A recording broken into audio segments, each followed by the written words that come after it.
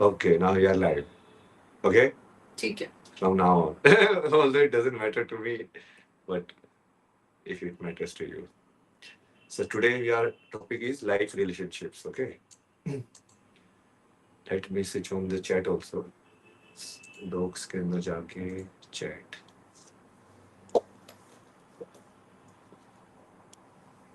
से YouTube live के views आवे, ये व्यूअर्स आएंगे तो यहाँ पे आ जाएंगे.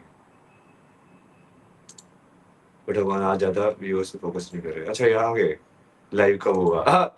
लाइव हो गया.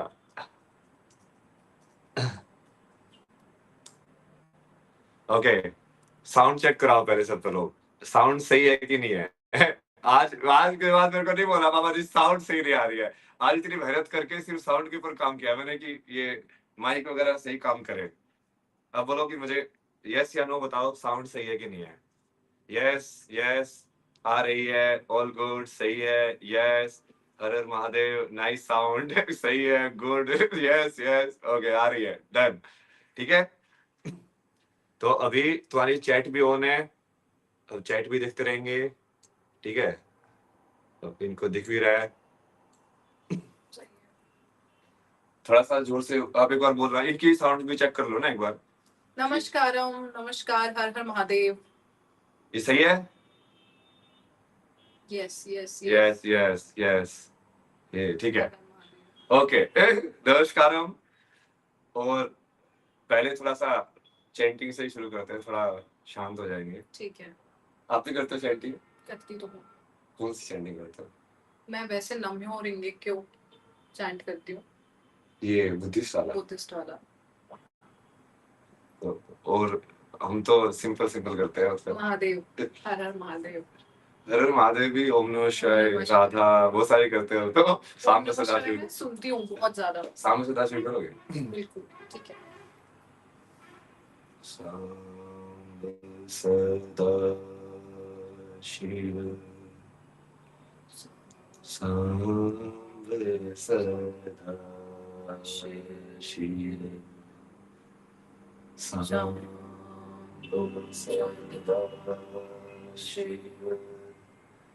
सामने सदाशिव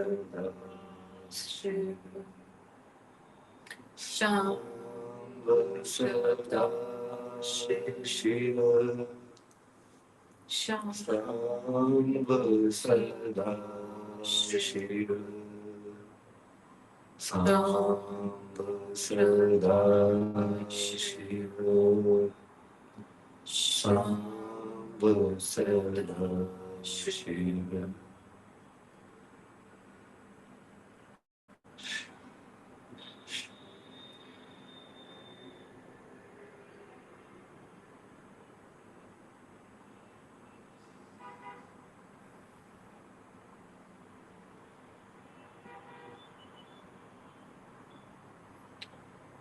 हर हर महादेव.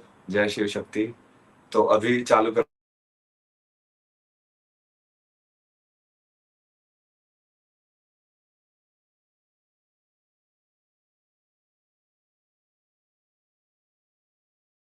पता नहीं कौन लोग कॉल करते रहते हैं. नहीं वो वाईफाई की इश्यू है ना उसमें. अच्छा ठीक है. चलो ठीक है. ये सब तो होता ही रहेगा. ऑडियो क्लियर होने चाहिए. आज मेरा मेन फोकस है ऑडियो के ऊपर. तुम लोग आगे से ये मत बोला कि ऑडियो सही नहीं आई है मतलब. ठीक है. ठीक है. अभी पहले तो इनको इंट्रोडक्शन से शुरू करते हैं कि आज हमारे साथ कौन है. ठीक है. तो आप देवी जी कौन है? मैं कौन हूँ वैसे तो इस सवाल का जवाब ढूंढ रही हूँ. लेकिन अभी जो मैं अपना इंट्रोडक्शन दे सकती हूँ जनरली आरजे नैनी के नाम से जब आप मुझे सर्च करेंगे तो बहुत कुछ जान पाएंगे मेरे बारे में. बट मेरा पूरा नाम नैनी जैन है और मैं एक मोटिवेशनल स्पीकर हूँ. आरजे? हाँ रेडियो जॉकी हूँ बाय प्रोफेशन. और उसी के साथ साथ कोविड के बाद मुझे लगा कि मोटिवेशन की लोगों को बहुत ज़रूरत है. जो एक मतलब नीड बन चुका है काइंड ऑफ के आपको एक पॉजिटिव रिमाइंडर्स मिलते रहे. तो मैंने उस तरह का कंटेंट बनाना शुरू किया. फिर धीरे धीरे खुद में भी बहुत सारा काम किया. तो प्रोफेशनली अभी मैं 92.7 बिग एफएम पर रेडियो जॉकी हूँ भोपाल में. मेरा शो आता है 5 to 9 भोपाल जंक्शन. चेक करना. ये सब बहुत इनके यूट्यूब चैनल भी है. और ये बहुत ऐसे मोटिवेशन वाली रियल लाइफ वाली एडवाइसेस देती है। और आज हम वो सब भी डिस्कस करेंगे, क्योंकि आज का टॉपिक ही वही है। इनके साथ बैठ के हम like relationship, life, failure, success, इसको सबको कैसे देखना है, क्योंकि उन पे ही आई थिंक ये एक्सपर्ट है बिल्कुल। इन अ वे। अच्छा, एक दूसरी चीज, लाइक आप यहाँ पे क्यों बैठे हो? आप मेरे को कैसे जानते हो? यहाँ पे मैं इसलिए बैठी हूँ बिकॉज जैसे आप एनर्जी में बहुत बिलीव करते हैं, मैं एनर्जी में बहुत बिलीव करती हूँ। कहने को तो मेरी बहुत अच्छी खासी सोशल लाइफ है, बिकॉज लोग जनरली सोचते हैं कि मीडिया वाला इंसान है तो हर रोज ना जाने कितने लोगों से मिलता होगा, कितने लोगों के इंटरव्यू करता होगा। बट अगर मैं एज अ पर्सन कहूँ तो बहुत कम लोग ऐसे होते हैं जिंदगी में जिनसे मैं कनेक्शन बना पाती हूँ, कनेक्ट कर पाती हूँ। तो महाकुंभ में जब मैं गई हुई थी,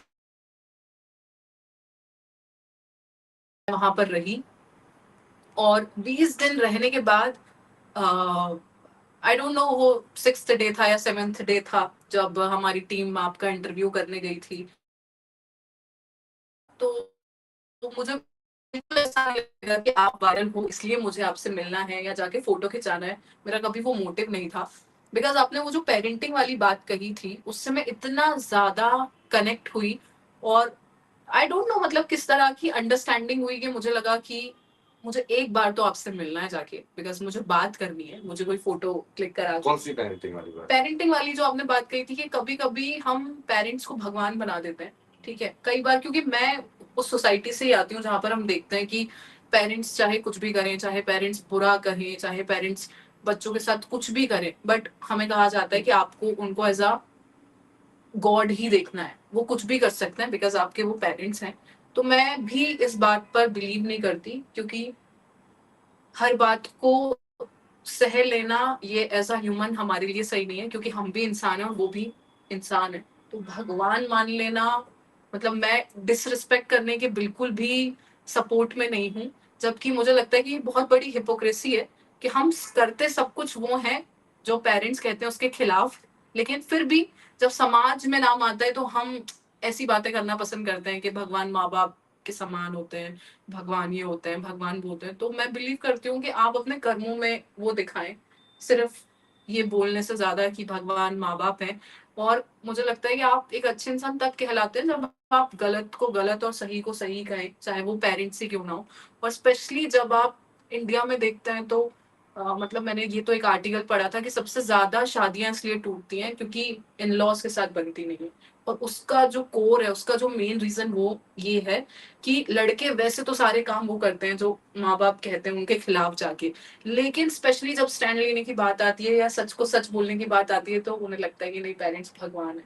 और ऐसे बहुत सारे केसेस में हम देखते हैं। तो इसलिए मैंने वो बहुत रिलेट किया, मतलब मैंने बहुत कुछ देखा है। पहले मैं भी ऐसा सोचती थी, फिर धीरे धीरे मेरी जो अंडरस्टैंडिंग है वो भी चेंज हुई। तो कैसे बताइए ना, वो आपकी स्टोरी से बहुत सारे लोग भी इंस्पायर होंगे ना। कैसे चेंज हुई कैसे, आपकी अंडरस्टैंडिंग, मतलब कैसा आपका हो गया? आपका बचपन से बताइए, आपका ऐसे अपब्रिंगिंग कैसा था? देखिए मेरी अपब्रिंगिंग बड़ी कंजर्वेटिव फैमिली में हुई है, भोपाल की एक बहुत ही नॉर्मल फैमिली जिसमें मैं सिंगल चाइल्ड हूँ।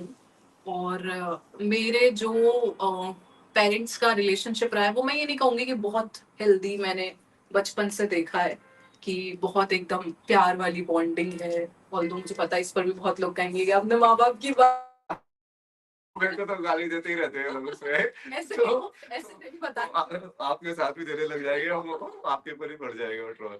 एग्जैक्टली तो मुझे लगता है कि ये शायद हर फैमिली की कहानी है, बट आप नहीं बताना चाहते या नहीं शेयर करना चाहते तो वो आप पे डिपेंड करता है। बट मुझे लगता है बिल्कुल नॉर्मल होना चाहिए कि जो भी आपने देखा फील किया, अगर वो आप एक्सप्रेस कर रहे हो तो उसमें कोई भी बुरी बात नहीं है। तो मैंने सत्य तो सत्य ही है, सत्य तो छुपाने सत्य, से तो चेंज होगा नहीं भाई। वो नहीं चेंज हो सकता।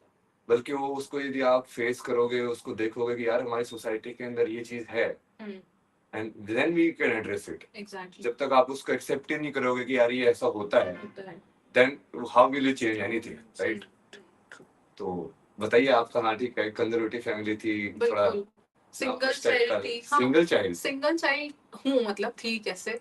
तो लड़की का वो वाला इशू नहीं हुआ आपके घर में कि लड़का चाहिए? Exactly exactly. ये बहुत इशू हुआ है। इसका माइंड पढ़ रहा हूँ मैं, हाँ। और सबसे कमाल की बात ये है कि मेरे घर की फीमेल्स ने हमेशा मुझे बहुत सपोर्ट किया, चाहे वो मेरी मम्मी हो, दादी हो। लेकिन ऑपोजिट साइड हम ये मानते हैं कि मेल्स को सोसाइटी में बहुत सपोर्ट करना चाहिए, क्योंकि आप बहुत ग्रो कर पाते हो। बट मेरी फैमिली में लाइक जितने भी हैं, लाइक मेरे पापा या और भी कोई रिलेटिव्स में जो होते हैं, कभी उन्होंने उस तरीके का सपोर्ट नहीं किया, क्योंकि उनके दिमाग में शुरू से वही था। मतलब इतने मेरे ऊपर रिस्ट्रिक्शन थे जब मैं स्कूल में थी, तो मेरे पापा ने ये डिसाइड कर लिया था कि एक तो शहर से बाहर कभी नहीं भेजना क्योंकि कोई नीड नहीं है, और दूसरा जॉब नहीं कराना क्योंकि कोई नीड नहीं है। ठीक है, ये उन्होंने खुद डिसाइड कर लिया। मतलब मेरे से पूछना तो जरूरी नहीं समझा। और सबसे इंटरेस्टिंग बात यह है कि तब तक मैं भी आप सबकी तरह माँ बाप को भगवान मानने वाली बच्ची, चाहे वो कुछ भी कह दें, चाहे वो गाली दे दें, कुछ भी बोल दें, और तो गाली नहीं दी कभी, लेकिन तब तक मैंने वो सारी चीजें करी जो मम्मी पापा ने कहा। ठीक है, और भगवान की कृपा से वो कहते हैं कि चाहे आपको कोई भी रोक ले दुनिया में, लेकिन जो आपकी नियति है, जो आपका लिखा है कि आपको करना है, वो कोई नहीं रोक सकता। तो मैं शहर से बाहर भी निकली। सबसे पहली जॉब मेरी जोधपुर थी, तो बिल्कुल सपोर्ट नहीं किया गया। जिस दिन मुझे जोधपुर जाना था, लाइक मेरी ज्वाइनिंग थी, मतलब मुझे याद, आज भी याद है, 9:30-10 बजे मेरी ट्रेन थी और 8:30 बजे घर पे ये माहौल था। घर के सारे आदमी, लाइक मेरे पापा तो मिलने भी नहीं आए। सबका ये कहना था कि शादी करा दो इसकी, अभी भी टाइम है, मत इसको बाहर जाने दो, फिर वो जो ससुराल वाले होंगे जो चाहेंगे वो कराएंगे, हमें कोई हाँ, ये जनरली डायलॉग होता है ना डायलॉग होता कि है। ससुराल वाले कराएंगे, इसको जो कराना है, पढ़ाई के तो वही पढ़ाएंगे, एग्जैक्टली, इसको काम कराना तो वो कराएंगे, वो देखेंगे। बिल्कुल बिल्कुल बिल्कुल। तो आई गेस वो मेरी लाइफ का पहली बार मैंने जिंदगी में 19 या 20 साल की मैं थी जब मैंने बोल्ड स्टेप लिया था, जबकि मैं थी ही नहीं ऐसी कभी आवाज उठाने वाली लड़की कि जाना तो मुझे है ही। अगर ये सच में मेरी फैमिली है तो चाहे मैं गलत तो कुछ कर नहीं रही, अगर ये सच में मेरी फैमिली है, मुझे प्यार करती है, तो हमेशा सपोर्ट करेगी, छोड़ के नहीं जाने वाली है। तो मैं उस दिन किसी भी बात में नहीं आई और चली गई सबसे पहले दिन। और अच्छी बात ये है कि मेरी मम्मी मेरे साथ गई, तो उन्होंने हमेशा से मुझे बहुत सपोर्ट किया।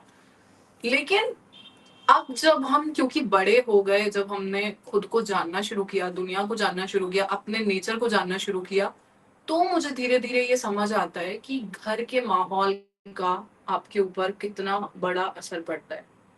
स्पेशली वो सारी चीजें जो आप करते चले जाते हो, कभी क्रॉस क्वेश्चनिंग नहीं करते कि ये जो आप बोल रहे हो उसका लॉजिक क्या है, क्यों आपको ऐसा पेरेंट्स ने बोल दिया तो बेसिकली बोल मान लिया। मान लिया। एग्जैक्टली तो मुझे अब नहीं लगता, मुझे पहले लगता था कि हाँ यार माँ बाप है, जो बोलेंगे करना पड़ेगा। पर अब मुझे ये लगता है कि कभी कभी वो करने में हमारी बहुत मेंटल हेल्थ खराब हो रही होती है।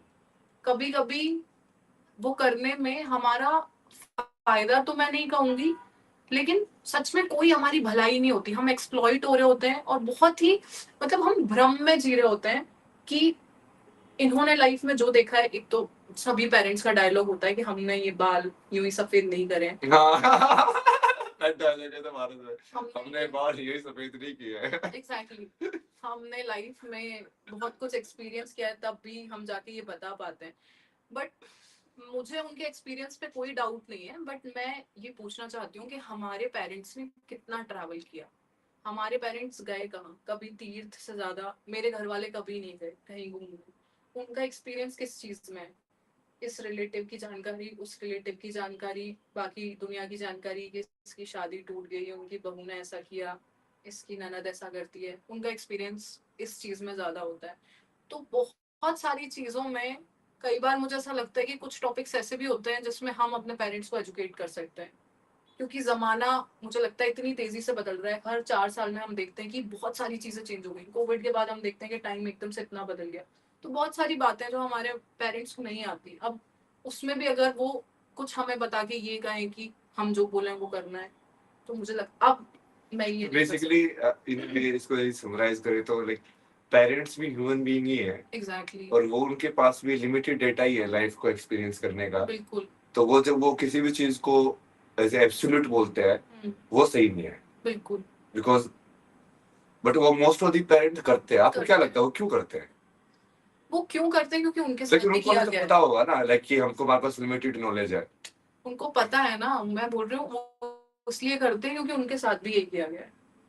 तो आज ही मैं अपनी एक थेरेपिस्ट दोस्त से बात कर रही थी, तो उसने मुझे बहुत अच्छी बात बताई, इसी बारे में हम बात कर रहे थे। तो उसने मुझे बोला कि इस दुनिया में कोई भी किसी के साथ स्पेशली पेरेंट्स बच्चों के साथ जानबूझ के नहीं कर रहे हैं सब।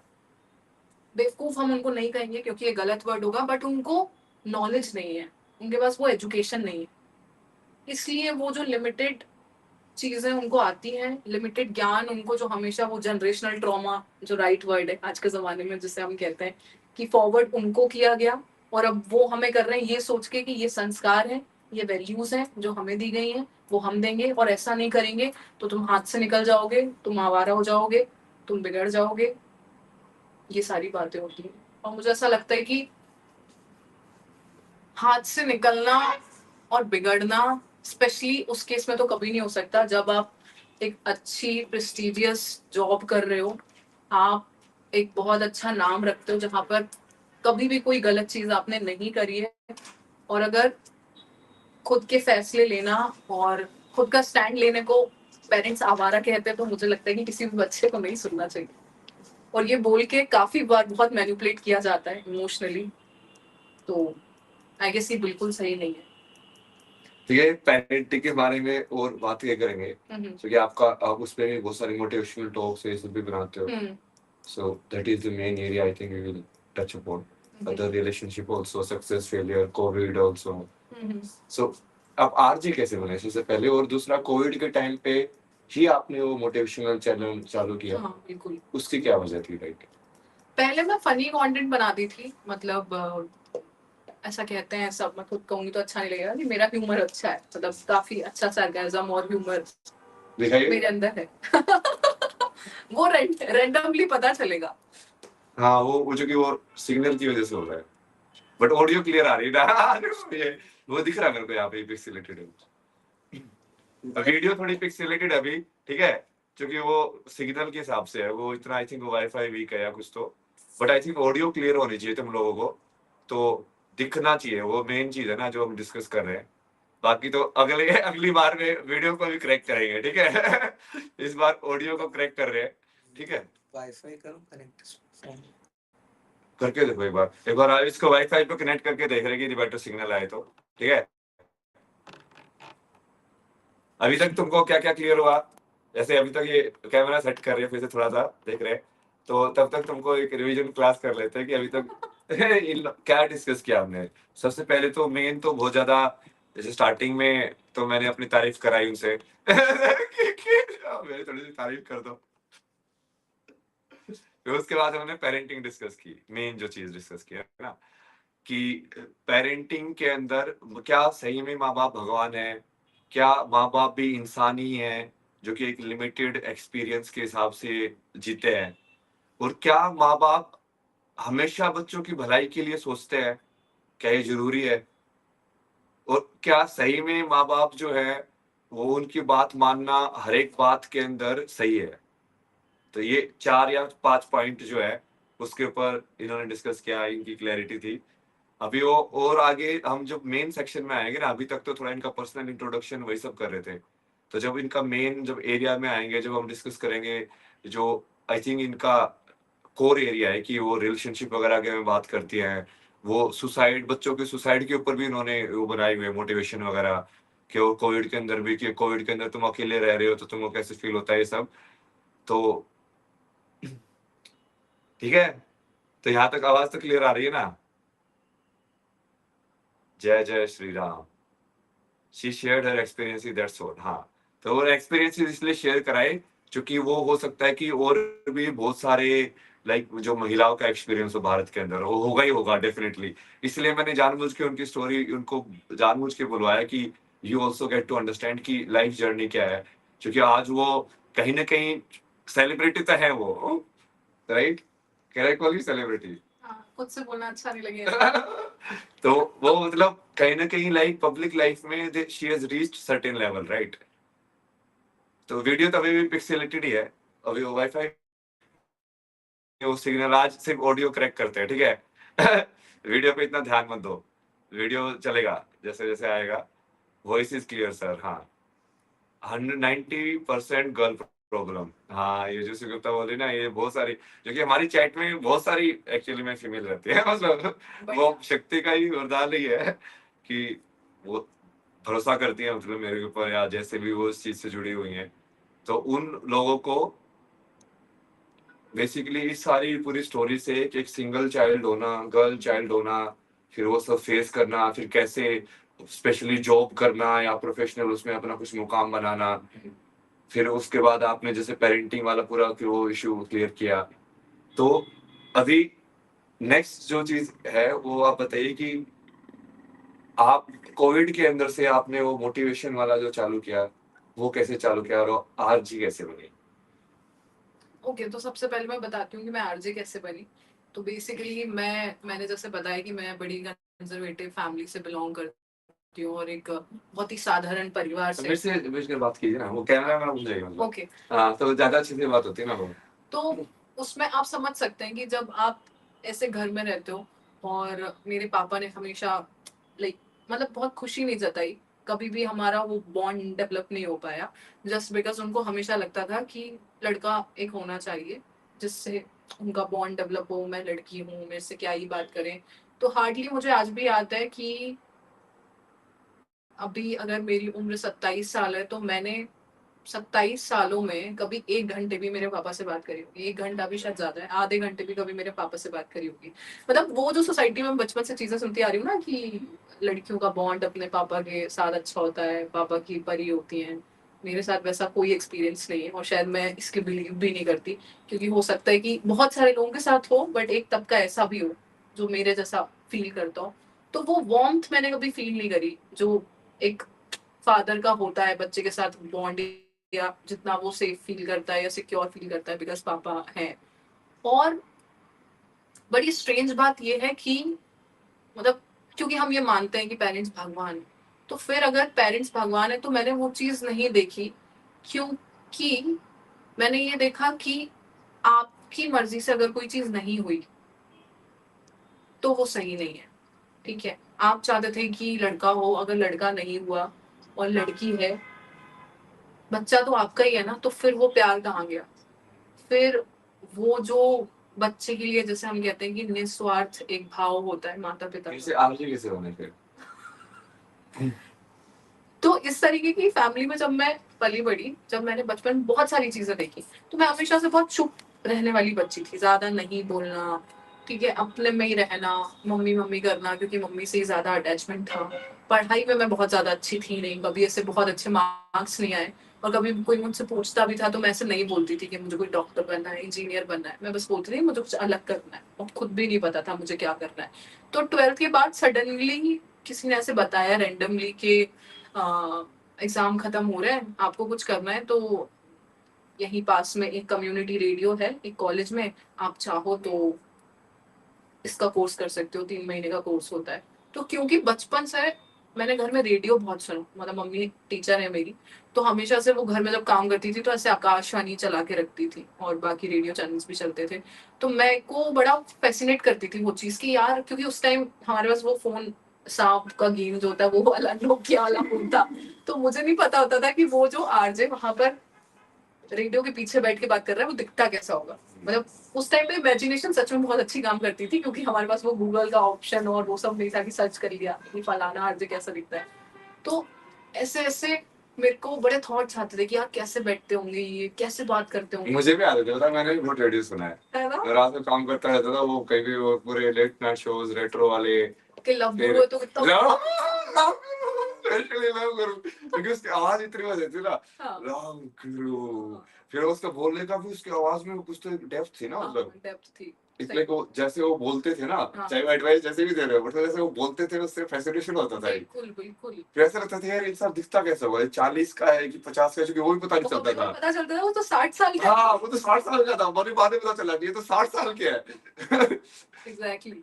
तो ऐसे उस चीज ने मुझे अट्रैक्ट तो किया 100%। तो कहीं ना कहीं क्योंकि मुझे लगता है कि यार बचपन से ही आप किसी चीज से इतना कनेक्टेड हो तो वो कनेक्शन भी बैठ जाता है। तो जब वो कोर्स वाली बात हुई तो मैंने एक बार भी डिनाई नहीं किया, मैंने मन में ये सोचा कि यार ट्राई कर लेते हैं। वैसे भी पढ़ाई में तो मुझे लग नहीं रहा अपना कुछ खास होने वाला, और मेरा इंटरेस्ट भी नहीं था कभी ऐसा बहुत ज्यादा कुछ पढ़ के कोई एग्जाम निकालने में। तो फिर मैंने वो ट्रेनिंग करी, और उस ट्रेनिंग के दौरान भी क्योंकि जैसे मैंने शुरू में बताया कि काफी इंट्रोवर्ट थी, तो बोलना हमको आता नहीं, ठीक है, ज्यादा लोगों से इंटरेक्ट करना आता नहीं, तो मुझे बोला गया कि कुछ और भी ट्राई कर सकती हो, जरूरी नहीं है रेडियो जॉकी बनना है क्योंकि तुम्हारी पर्सनैलिटी नहीं है। और ऐसा बहुत टाइम तक सुना मैंने, मतलब ऑलमोस्ट ट्रेनिंग के बाद मैंने वहां पर 1 साल रेगुलरली मैं गई उस रेडियो में, जस्ट बिकॉज मैं चाहती थी कि मेरी प्रैक्टिस बनी रहे। भले ये लोग मुझे कुछ पे नहीं कर रहे, कुछ नहीं कर रहे, लोग सोचे कि मेरा टाइम वेस्ट हो रहा है, बट क्योंकि आप वो एक किसी जगह से कंसिस्टेंटली जुड़े रहते हो तो आपका वो फॉर्म, वो जो एक लाइन है वो टूटती नहीं। तो वो मैंने किया, मतलब वो कह सकते हैं कि बिल्कुल निस्वार्थ, कुछ होगा नहीं होगा नहीं पता, बट जा रहे हैं डेडिकेशन के साथ। फिर ये डेडिकेशन देख के सच में उनका दिल पिघल गया रेडियो वालों का। उन्होंने बोला कि तुम्हें 4,000 रुपए देंगे हम अब से, क्यों तुम आ रही हो। इतना पेट्रोल, स्कूटी दिला दी थी घर वालों ने भगवान की कृपा से, तो पेट्रोल भी लगता होगा तुम्हारा। तो वो 4,000 रुपए मुझे देते थे, 8 घंटे मैं वहां पे रहती थी, तो उन 4,000 रुपए में भी मैंने 2 साल निकाल लिए थे खुशी खुशी, विदाउट एनी कंप्लेन। तो मुझे लगता है कि इस तो वहां पूरी से आपकी जर्नी में आरजी की जर्नी शुरू हुई, एग्जैक्टली उस छोटे से तो आप कम्युनिटी। आरजी में करते क्या थे, मतलब रेडियो पे आप गाने वाने चलाते थे?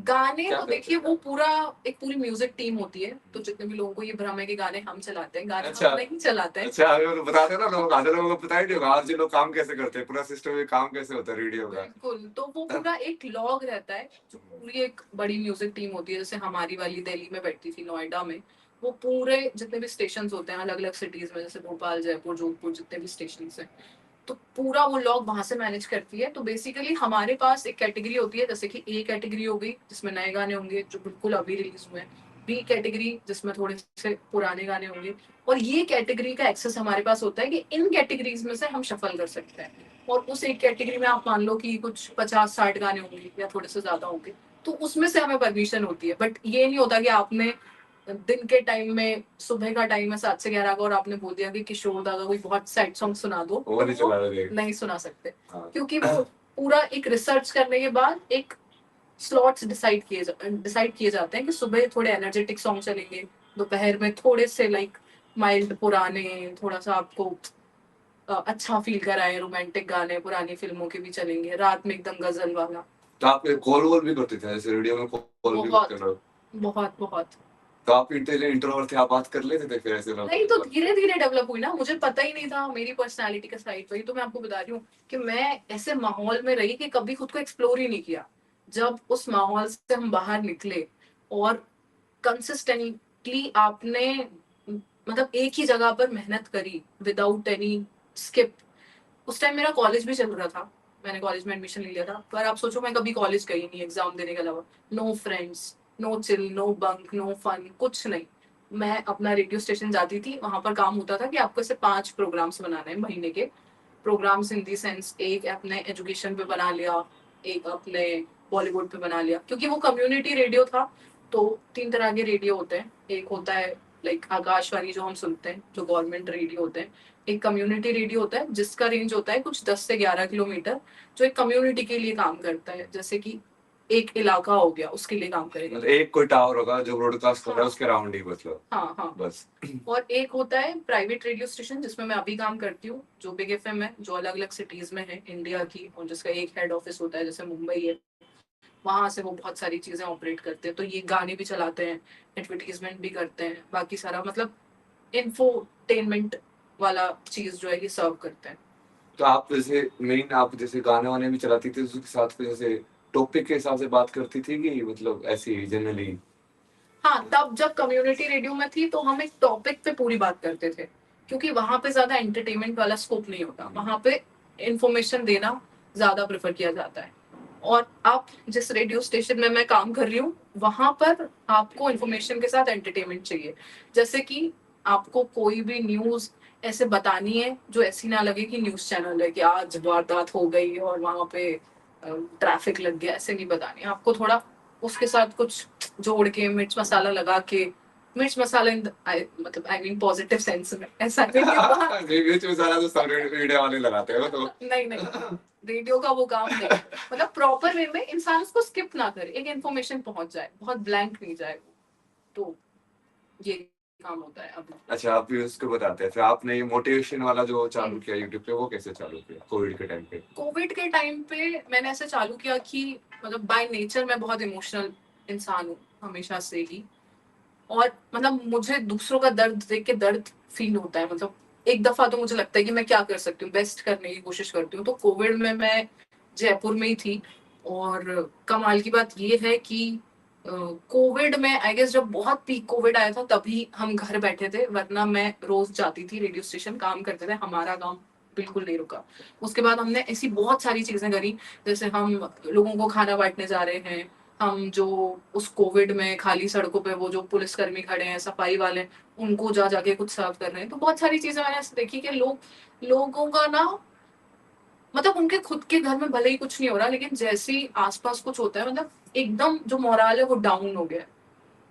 और जितने भी डॉक्टर से मैंने बात करी, जितने भी एक्सपर्ट से मैंने बात करी, तो उनसे कम्युनिकेशन में यही निकल के आया कि कोविड बीमारी ठीक है, लेकिन इम्यून सिस्टम और आपका विल पावर, इस पे पूरा मैटर बहुत डिपेंड करता है। कुछ लोग इसलिए मर रहे हैं क्योंकि वो, हो सकता है कि उनको बीमारी से ज्यादा डर ले गया हो साथ।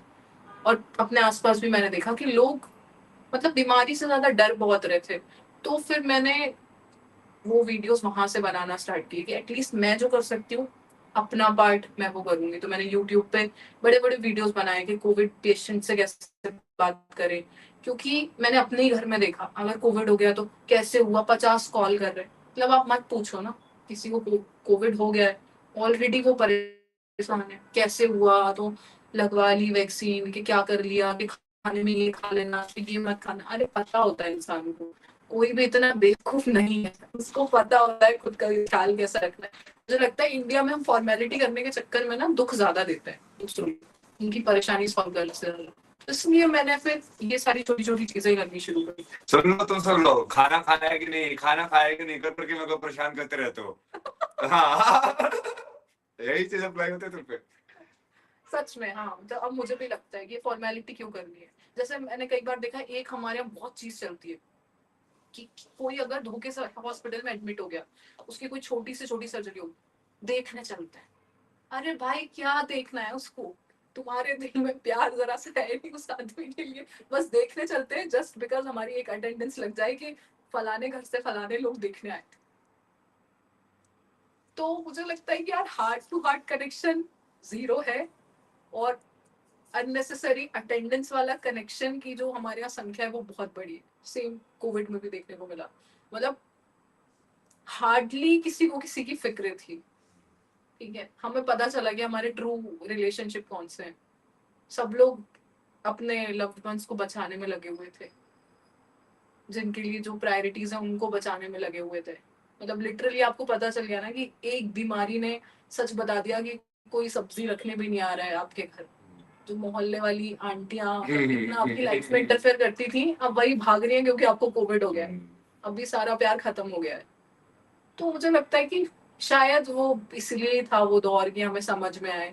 और उसके बाद भी जैसा लगता है थोड़े टाइम तक हम में अक्कल थी, उसके बाद भी हमने कोविड से ये सीखा कि घूम लो, जितनी भीड़ हो सकती है हर जगह पर मचा दो, क्योंकि जीवन चला गया तो एंजॉय कब करेंगे। सो बेसिकली डेथ का ही सडन रियलाइजेशन हुआ कि यार डेथ तो कभी भी आ सकती है, जो कि एक्चुअली अभी भी कभी भी आ सकती है। True. बट लोग उसी टाइम पे ज्यादा सेंसिटिव है उस चीज से। हाँ, जो मैंने कल हमने पहले इंटरव्यू लाइव टेलीकास्ट किया था ना, उसमें तो उसने एक पूछा था ना मेरे से, आप इस तरह से हंसते क्यों रहते हो? मैं आप बता नहीं कब मर जाए यार, हंसते हंसते मरूंगा। क्या बता कब मर जाऊं, सही बात है। क्या बता यही लास्ट मोमेंट हो, मैं सैड होकर क्यों मरूंगा, मेरी लाइफ में ये खराब हो रहा है, मैं तो हंसते हंसते मरूंगा। ट्रू, 100%। तो अब इसके बारे में बात करते हैं। अब मेन जो आते हैं ना कि सक्सेस फेलियर, जैसे आपने स्टूडेंट सुसाइड के ऊपर भी बनाया हुआ है, कोविड के ऊपर भी, ऐसे ऐसे टॉपिक्स के आपने बहुत ऐसे बनाए हुए हैं। मोटिवेशन, आप जैसे आप किस चीज को मोटिवेशन वीडियो बोलते हो? मतलब आप जैसे क्या मोटिवेशन वीडियो जो बनाते हो तो आप क्या सोच के बनाते हो, या किस किस टॉपिक्स के ऊपर बनाते हो? मोटिवेशन वीडियो, अब जैसे मैं फॉर एग्जांपल अभी की बात बताती हूँ, मतलब क्योंकि करंट वाला मुझे याद आ रहा है। जैसे फॉर एग्जांपल अभी इंडिया मैच जीती थी, ठीक है, इंडिया मैच जीती तो मतलब जैसे ही वो मोमेंट आया कि जीतने वाली है, फटाके फूटने लग गए, स्टेटस लगने लग गए, तो मेरे को गाली देने लग गए। वो भी हुआ। हाँ वो भी करने लग गए। और इनकेस अगर आप ये बोल देते, मतलब जो सच में हुआ, तो हो सकता है कि आपके और 50,000 फॉलोअर बढ़ जाते, सब्सक्राइबर बढ़ जाते हैं, बढ़ बट जाते। कोई नहीं, अब मेहनत करनी पड़ेगी। तो रिसेंट केस यही हुआ कि धड़ाधड़ Virat is the best, Hardik is the best. लेकिन मैंने उस पे वीडियो बनाया कि जब हार्दिक का टफ टाइम चल रहा था, ठीक है, जब विराट का टफ टाइम चल रहा था, तो गालियां अनुष्का को बढ़ रही थी। तुम लोग ही स्टेटस लगा रहे थे और तुम लोग ही वीडियोस लगा रहे थे कि ये तो है पनौती, हार्दिक छपरी है, हार्दिक ने किया क्या है जिंदगी में, ये तो स्टार बन गया, ठीक है। और वही हार्दिक और विराट जब अच्छा परफॉर्म करते हैं तो ये तो हीरे हैं, ये तो स्टार है। तो मैंने अपने वीडियो में यही बोला कि सब कुछ, सारी कीमत जो होती है वो समय की होती है। इस दुनिया में इंसान की कोई कीमत है ही नहीं। और इसलिए आज जो आपके साथ है इस समय, हो सकता है कि कल वो आपके खिलाफ भी हो जाए। तो इट्स ऑल अबाउट टाइम। तो इतना घमंड करके और इतना अटैचमेंट करके कि ये तो मेरा ही है, ये कहीं नहीं जाने वाला, कुछ भी हो सकता है। तो लो मत लाइफ में इतना स्ट्रेस। तो हो सकता है कि उस मोमेंट पे कोई व्यक्ति हो जो इसी बात से बड़ा परेशान हो। ऐसे बहुत सारे कमेंट आते हैं कि बस यही सुनना था मुझे इस समय, यही नीड थी कि कोई मुझे ये बोल दे। तो इसी को मैं मोटिवेशन कहती हूँ कि आपको एक रिमाइंडर मिल गया, कोई बहुत लेकिन चीज। आपको ये ऐसे इंसाइट्स आते कैसे हैं? जैसे क्रिकेट वाले देख के आपके अंदर ये और इंसाइट कैसे आए? क्योंकि बहुत कम लोगों ने उस टाइम पे इस चीज को ऐसे देखा हुआ है कि यार तुम अभी देखो, अभी इनको भगवान बना रहे हो, हाँ विराट कोहली द गॉड अब उसके बाद कल को इसी को तुम गाली दोगे। ये इंसाइट आती कहाँ से? देखो मैं सच बताऊँ, मैं बहुत किताबें नहीं पढ़ती क्योंकि मैं बहुत बड़ी बुक लवर नहीं हूँ। क्योंकि बहुत लोग नॉलेज को उससे जोड़ते हैं कि आप किताब पढ़ते हो तो आपके पास नॉलेज है।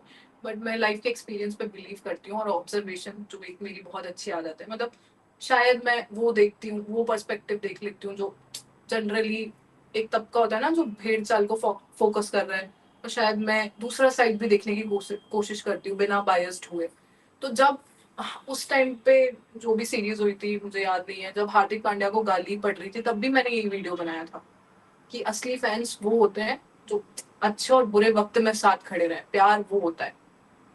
ये किस तरह का प्यार है कि जब ये अच्छा परफॉर्म कर रहा था तो तुम स्टेडियम के बाहर चिल्ला रहे थे, अभी वो निकल रहे तो गाली दे रहे हो। I don't think this is love. तो ये सब बातें आपके आसपास ही हैं जो आपको दिखाई देती हैं डेली। आप अपने परिवार में कितना कुछ देखते हो, जो एक टाइम तक बहुत भ्रम में रहते हो, आप सब कुछ इग्नोर करते हो, सब अपना है, सब अपना है, सब अपना है। जैसे ही अब अपना भ्रम तोड़ोगे आपको समझ में आएगा कोई अपना नहीं है। सब पिक्चर चल रही है, ड्रामा चल रहा है, जस्ट बिकॉज फॉर्मेलिटी है, सबको करना है। तो मुझे लगता है कि ये सब कुछ ऑब्जर्वेशन है। अगर आप भ्रम में रहोगे तो आपको कुछ नहीं दिखेगा। ये आप एग्जैक्टली वही चीजें बोलते हो जो मैं बोलता हूँ मतलब सही है, एग्जैक्टली वही वाली चीजें बोल रहे हो। गुरु बन गए आप भी आज से बैठ के। बड़े बहुत बढ़िया चीजें, जैसे ये तो आज भी सोसाइटी में ऑब्जर्व भी किया होगा ना कि क्रिकेट वाला है तो स्पेशली लाइक धोनी को भी पहले लोग कितना वर्ल्ड कप जीता तो कितना ऐसे स्टार बनाया, फिर बाद में वो कितनी गालियां देते थे उसको मुझे वो दूसरे वाले वर्ल्ड कप के अंदर वो जो सेमीफाइनल में हार गया, सेमीफाइनल में हारे थे ना वो न्यूजीलैंड के साथ। फिर उसके बाद भी वो कभी पत्थर मारने चले जाते थे, रांची में कुछ हो रही थी, हार गए तो ट्रॉफी वगैरह। तो ये क्या है, मतलब इसको आप क्या सोचते हो? मतलब ये क्या अंधापन है समाज का, क्या है ये? मतलब अंधापन नहीं है, मुझे लगता है ये भेड़ चाल है। जैसे फॉर एग्जांपल अभी रिसेंट एग्जांपल मुझे, जो मेरी थोड़ी आंखें खुलने को बची थी वो महाकुंभ में खुल गई। जैसे वहां पर जो भगदड़ हुई, ठीक है, अब भगदड़ का एक ही साइड लोगों ने देखा कि प्रशासन की गलती थी इसलिए भगदड़ हो गई। पर भगदड़ का दूसरा साइड आपने नहीं देखा कि जब जितने भी पुलिसकर्मी, चलो कम थे, कम व्यवस्था थी, मैं उस पर टिप्पणी नहीं करना चाहूंगी क्योंकि बहुत अच्छा भी हो सकता है, बहुत कम भी अच्छा हो सकता है, उसकी तो कोई सीमा ही नहीं है। वर्ल्ड क्लास फैसिलिटीज भी हो सकती हैं। लेकिन जो फैसिलिटीज थी उसमें भी एज अ सिटीजन आप क्या कर रहे हो? आप घर से निकलते हो तो आप अपनी जिम्मेदारी पे निकलते हो या प्रशासन की जिम्मेदारी पे निकलते हो? आई थिंक हम एज अ ह्यूमन अपनी जिम्मेदारी हमें खुद ही लेनी चाहिए। यही सिखाना चाहिए हम सबको। बट आपकी कोई जिम्मेदारी नहीं है। आपको जब वहां मना किया जा रहा है कि बैरिकेटिंग है, इसके उस पार मत जाओ, तब भी कोई बात नहीं मान रहे। ठीक है, आपको बोला जा रहा है कि घाट पे मत सो, भीड़ बहुत ज्यादा है, तो आप वहां इतनी बड़ी संख्या में लेट गए। उसके बाद जब भगदड़ मची तो एकदम तो हेलीकॉप्टर्स भी आ जाएंगे, तो कैसे कंट्रोल किया जाएगा? और भगदड़ मची में हुआ क्या? किसी ने बॉम्ब तो नहीं फेंका ना, लोगों ने ही लोगों पे चढ़ाई करी। तो अब आप बताओ कि सेंस कहाँ है? जैसे हम सिविक सेंस बोलते हैं कि अगर कोई भागता हुआ भी दिख रहा है, एक इंसान, तो अगर चार लोग नहीं भागेंगे तो कोई प्रॉब्लम ही नहीं होगी ना। पर क्या किया, एक भागता दिखा तो 10 और भागे, और 10 के ऊपर से भागे, क्योंकि हम बहुत सेल्फिश हैं, हमें अपनी जान बचानी थी कैसे भी करके। और वहां भी यही हुआ, अपनी जान बचाने के चक्कर में कितनों की जान चली गई। तो इससे साफ पता चलता है, पूरे कुंभ में मैंने ऐसे करोड़ों लोग आए थे, लाखों एग्जाम्पल्स देखे जहां पर मैंने ये फील किया कि अगर 3 लोग भी आए परिवार से तो उनको कोई मतलब नहीं है कि हमारे कचरा फेंकने से, हमारे गंदगी करने से यहाँ के लोगों को परेशानी होगी, या हम इस कुंभ में आए हैं तो हमारी कोई नैतिक जिम्मेदारी भी बनती है। उनको कोई मतलब नहीं इस चीज से, मेरे बच्चे का हाथ पकड़ लूं, मेरी बीवी का हाथ पकड़ लूं, साथ चले, बस मेरा परिवार। जो हम बोलते हैं ना कि हम एक परिवार है, कहाँ है हम एक परिवार? और हमें कुछ नहीं सोचते, सिर्फ दिखावा है ये। सच में हमें चिंता ही नहीं है। अगर आप सोचो ना, आप थोड़ा भी सेंस रख के चिंता करोगे, अपनी जिम्मेदारी पूरी करोगे, तो कभी भी अव्यवस्था नहीं होगी। मतलब मैंने धक्के खाए यार आंटियों के, जब वहां पे वो स्नान के लिए ऐसे मतलब जो भी जुलूस निकलता था, हाँ, तो अगर बैरिकेटिंग के पार मैं यहाँ पे खड़ी हूँ, तो आंटियों ने मुझे धक्के दिए कि वो बैरिकेटिंग तोड़ के जैसे तैसे वहां चली जाए, किसी बाबा के चरण छू ले। तो ये तो बहुत ही ज्यादा गलत है। ओह 917 व्यूअर्स, ये हाईएस्ट व्यूअर्स है हमारे। अरे वाह, लकी हो आप हमारे लिए। धन्यवाद। तो तो बस यही बहुत चीज। बढ़िया चल रहा है। तो अभी तक तो आपका जैसे लाइफ जर्नी ये सब देखा, आपके इनसाइट्स तो मेरे को बहुत सही लगे लाइक, इसीलिए शायद आप यहाँ पे बैठे हो, क्योंकि वही इंसान शायद मेरे पास आके एज ए फ्रेंड भी, मतलब लाइक आपने पूरा ऐसे, इनके हस्बैंड भी फोटोग्राफर है, तो उनको भी जैसे कैमरा एंगल ये सब, तो उनको भी पूरा ऐसे हेल्प लेके हमने पूरा सेटअप किया ना, कि अच्छा ये वीडियो फ्रेम, अभी वीडियो क्वालिटी नहीं आ रही है क्योंकि वो वाईफाई सिग्नल की वजह से है, बट कैमरा तो बढ़िया से सेट है, देखो। बिल्कुल ऑफिशियल पॉडकास्ट जैसा सेट है। और वो भी फिगर आउट कर लेंगे नेक्स्ट वाले में। अभी ऑडियो आई थिंक आज यदि हमने क्रैक कर ली तो आज हमारे लिए बहुत बड़ा अचीवमेंट होगा कि आज ऑडियो क्रैक कर लिया भाई आज। ठीक है, तो नेक्स्ट वाले पॉडकास्ट वगैरह करेंगे तो उसके अंदर वीडियो वगैरह भी सही कर लेंगे। बट ये सब जानते हुए भी जैसे यहाँ पे बैठी हुई है एज ए ह्यूमन, अब वो वैसे सेलिब्रिटी हो, वो बोल भी सकते हैं यार ये क्या सेटअप है तेरा, प्रोडक्शन वोडक्शन कुछ नहीं है तेरे पास ये कि मैं क्यों आऊँ इंटरव्यू करने के लिए। बट वो फिर भी समझ रहे हो ना, एज ए ह्यूमन। और शायद इसी की वजह से वो मेरे से अट्रैक्ट भी हुई, क्योंकि उन्होंने वही चीज देखी होगी, क्योंकि वो हम जो बात बात कर रहे हो सेल्फिश वाली, वो तो आई थिंक एक बेसिक ह्यूमन ट्रेट है। मतलब यदि मान लो मेरे ऊपर कुछ आएगा कि मेरी मैं मर सकता हूँ, ये दूसरा वाला मर सकता है, तो आई थिंक सब लोग खुद को ही बचाएंगे। बट आप समझ नहीं रहे हो ना, मैं ये कह रही हूँ कि वो नौबत आने से तो बचा सकते हैं ना, तो वो अगर आपके हाथ में है तो। फॉर एग्जाम्पल वही मैंने कहा कि अगर भगदड़ मच रही तो वहीं खड़े हो जाओ ना। भेड़ चाल में भागते हैं ना हम हमेशा। नहीं वो तो यदि उसमें, तो आप सोचने के हिसाब से तो बहुत कुछ सोच सकते हो ना, कि यदि ऐसे लोग होते कि जैसे भगदड़ मच रही है and they could have like just use their own power to barricade it, like then it would have been contained. क्योंकि वो स्टैम्पेड में मेन चक्कर वही होता है कि एक जब भागने लगता है तो फिर सब भागने लगते हैं, सब भागने लगते हैं तो फिर सभी भागने लगते, सभी फंस जाते हैं फिर।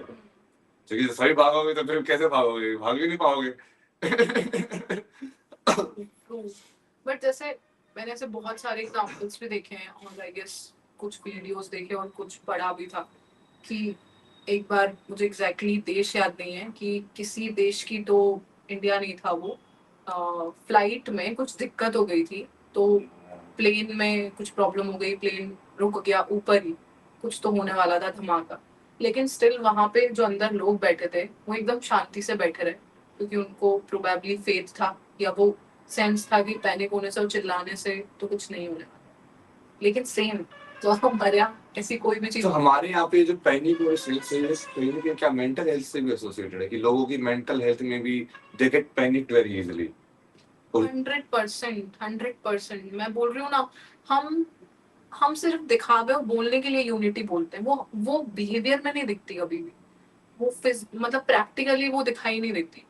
तो या तो हम बहुत बड़े हिपोक्रेट हैं, ठीक है, सिर्फ बोलने के लिए और अच्छा अच्छा फील कराने के लिए सारी चीजें करते हैं, बट अंदर से हम कुछ और ही हैं, जो हम दिखा नहीं पा रहे हैं बिकॉज ऑफ सोसाइटी। कहना तो हम चाह रहे हैं कि हम बहुत सेल्फिश, या तो बोल दो मुंह पे तो सामने वाले को उम्मीद ही ना रहे। तो पता नहीं, मतलब हम, मुझे लगता है हमारे ऊपर बहुत प्रेशर है सोसाइटी का। कौन सी सोसाइटी का मुझे नहीं पता, कौन है वो सोसाइटी में वो लोग जो अननेसेसरी रोड पे हॉर्न बजाते आपने हैं। पता आज आप तो आरजे हो। हाँ तो कौन है कौन है वो सोसाइटी? लोग, पता कौन नहीं है ये लोग? हमारे आसपास की। कौन है ये लोग जो यहाँ पे चैट में भी आके मेरे को ट्रोल करते हैं, जबकि इतने बढ़िया से इंटरव्यू करे ना मैंने, आप कुछ भी ऐसे ऑब्जेक्शनल तो नहीं हो रहा है यहाँ पे। Like we are trying to discuss naturally, we are trying to understand things, but still लोग आगे ट्रोल कर रहे हैं। अब देखो ये कौन लोग है, ये कौन सी सोसाइटी है ये? अब इनका चक्कर क्या है? आपको क्या लगता है? जैसे आप तो मोटिवेशन के अंदर करते हो, तो उसका आपके भी ऑब्जर्वेशंस होंगी। तो ये क्या है? ये कि पेरेंटिंग की वजह से है, अपब्रिंगिंग की वजह से है, मेंटल हेल्थ की वजह से है, ये सब क्यों है? देखो, मैंने अपने सोशल मीडिया पे जो चीज एक्सपीरियंस करी है, जैसे कि मैं तो हमेशा अच्छी बातें बोल के वीडियो बनाती हूँ, तो उसमें भी कुछ लोगों को ऑब्जेक्शन हो जाता है, स्पेशली इसी व्यक्ति का जब हमने नाम यूज किया हो, जैसे क्रिकेट वाला मैंने आपको बताया। तो जो लोग पसंद नहीं करते हार्दिक को, वो उनको मैं कुछ भी बोल दूंगी, वो आके बुरा ही लिखने वाले हैं। तो और बुरा लिखने वालों को कुछ भी देखना नहीं होता, वो आपने किसी भगवान जी के साथ भी फोटो डाली है, उस पर भी वो गाली लिख के जाएंगे। तो इसका जो मुझे समझ में आया, जितनी पढ़ाई मैंने करी है, जितना ह्यूमन ह्यूमन बिहेवियर समझने की कोशिश करी, कि एक तो सबसे पहले जब आप अंदर से बहुत फ्रस्ट्रेट होते हो, अंदर से बिल्कुल नाखुश होते हो, तो आपको समझ में ही नहीं आता कि आपका कौन सा रिएक्शन कहाँ आ जा रहा है, तो आप बिल्कुल वो अंडरस्टैंड नहीं कर पाते। दूसरी चीज, स्पेशली जब घर पे कोई आपकी रिस्पेक्ट नहीं करता, ठीक है ना, आपकी बात आपकी मम्मी सुनती है ना पापा सुनते हैं, घर में आपकी कोई इज्जत है नहीं, तो आप क्या करते हो, वो आपके एक नेचर में आ जाता है कि आप जाके दूसरों को डिसरिस्पेक्ट करके अपना वो फ्रस्ट्रेशन निकालते हो। और दूसरों को, जाहिर सी बात है, आप जानने वालों को करोगे तो थप्पड़ मार देंगे। तो आप क्या करते हो, आपके पास आज एक बहुत बढ़िया प्लेटफॉर्म है सोशल मीडिया, ऑनलाइन इंटरनेट ही बोल सकते हैं इसको इंटरनेट। पूरा। हाँ, कि आप किसी की भी पोस्ट पे जाओ, कुछ भी लिख के आ जाओ। और जिन लोगों को इमेज इश्यूज हैं, उन्होंने अलग अलग अकाउंट्स बना रखे हैं, पता भी नहीं चलेगा कि यही फलाना हमारे साथ बैठता है, इसका एक अकाउंट भी है, यही गालियां लिख रहा है सारे रिश्तेदारों के पोस्ट पे, जिनको जेलसी है। और ऐसा करते हैं बहुत लोग, मतलब लिटरली मैंने ऑब्जर्व किया है, स्पेशली वही लोग ये ज्यादा करते हैं जो बहुत फ्रस्ट्रेटेड है अपनी लाइफ से, और जो अपनी प्रॉब्लम सॉल्व भी नहीं कर पा रहे। घर में सबसे ज्यादा बाहर इज्जत वही लोग ढूंढ रहे हैं। आपको पता है, आपने आपने भी शायद वो लोग देखे होंगे, क्योंकि मैंने बहुत ज्यादा देखे हैं, जिनको बहुत ज्यादा, मुझे इंग्लिश में नहीं समझ आ रहा क्या बोलेंगे, इज्जत इश्यूज होते हैं। हिंदी में बोलो ना, इंग्लिश में क्या? अपने हिंदी ऑडियंस है वैसे भी, इंग्लिश ऑडियंस इतनी है ही नहीं। मतलब जिनको ना बहुत ज्यादा ऐसे इश्यूज होते हैं कि आ, आपने अगर उनको रिस्पेक्ट नहीं दिया, उनको चेयर नहीं खिसकाया, या बहुत बड़े बड़े लोग होते हैं, तो वो ऐसे भड़क जाते हैं। तो मुझे ऐसा लगता है कि वही लोग होते हैं जिनको रियल लाइफ में कोई रिस्पेक्ट नहीं कर रहा है, तो ये कहीं ना कहीं से ना वो गेन करने की कोशिश कर रहे हैं। और क्योंकि आपसे इनके बहुत ज्यादा वैसे रिलेशन नहीं है, तो ये आपको कुछ भी बोल सकते हैं, क्योंकि आप पलट के नहीं बोलोगे, बिकॉज पता है कुर्सी का दबाव है या जो भी है, एक्स वाई जेड। तो शायद कोर बहुत अलग है हमारी और प्रॉब्लम इसको से। आपने, इससे पहले हमने जो थर्ड एपिसोड जो किया था एक बार, जो डिलीट करना पड़ा, वो साइकोलॉजी पे किया था। और उसमें उन्होंने यही बात की थी कि पैटर्न सीख दो, कि बच्चों की अपब्रिंगिंग की वजह से, या any any human being, the way they are brought up, उसके हिसाब से उनके माइंड में पैटर्न बन जाते हैं। जैसे you are the only girl child, so you must have seen the reality through a very unique perspective. Girl child वाली कैसे होती है, कि जो लड़का लड़की जो मान लो भाई बहन है, तब वो भाई बहन वाली रियलिटी अलग देखते हैं। मान लो तीन भाई भाई होते हैं, तो वो अलग तरीके से अपब्रिंगिंग होती है उनकी, और उसके हिसाब से उनके पैटर्न बन जाएंगे।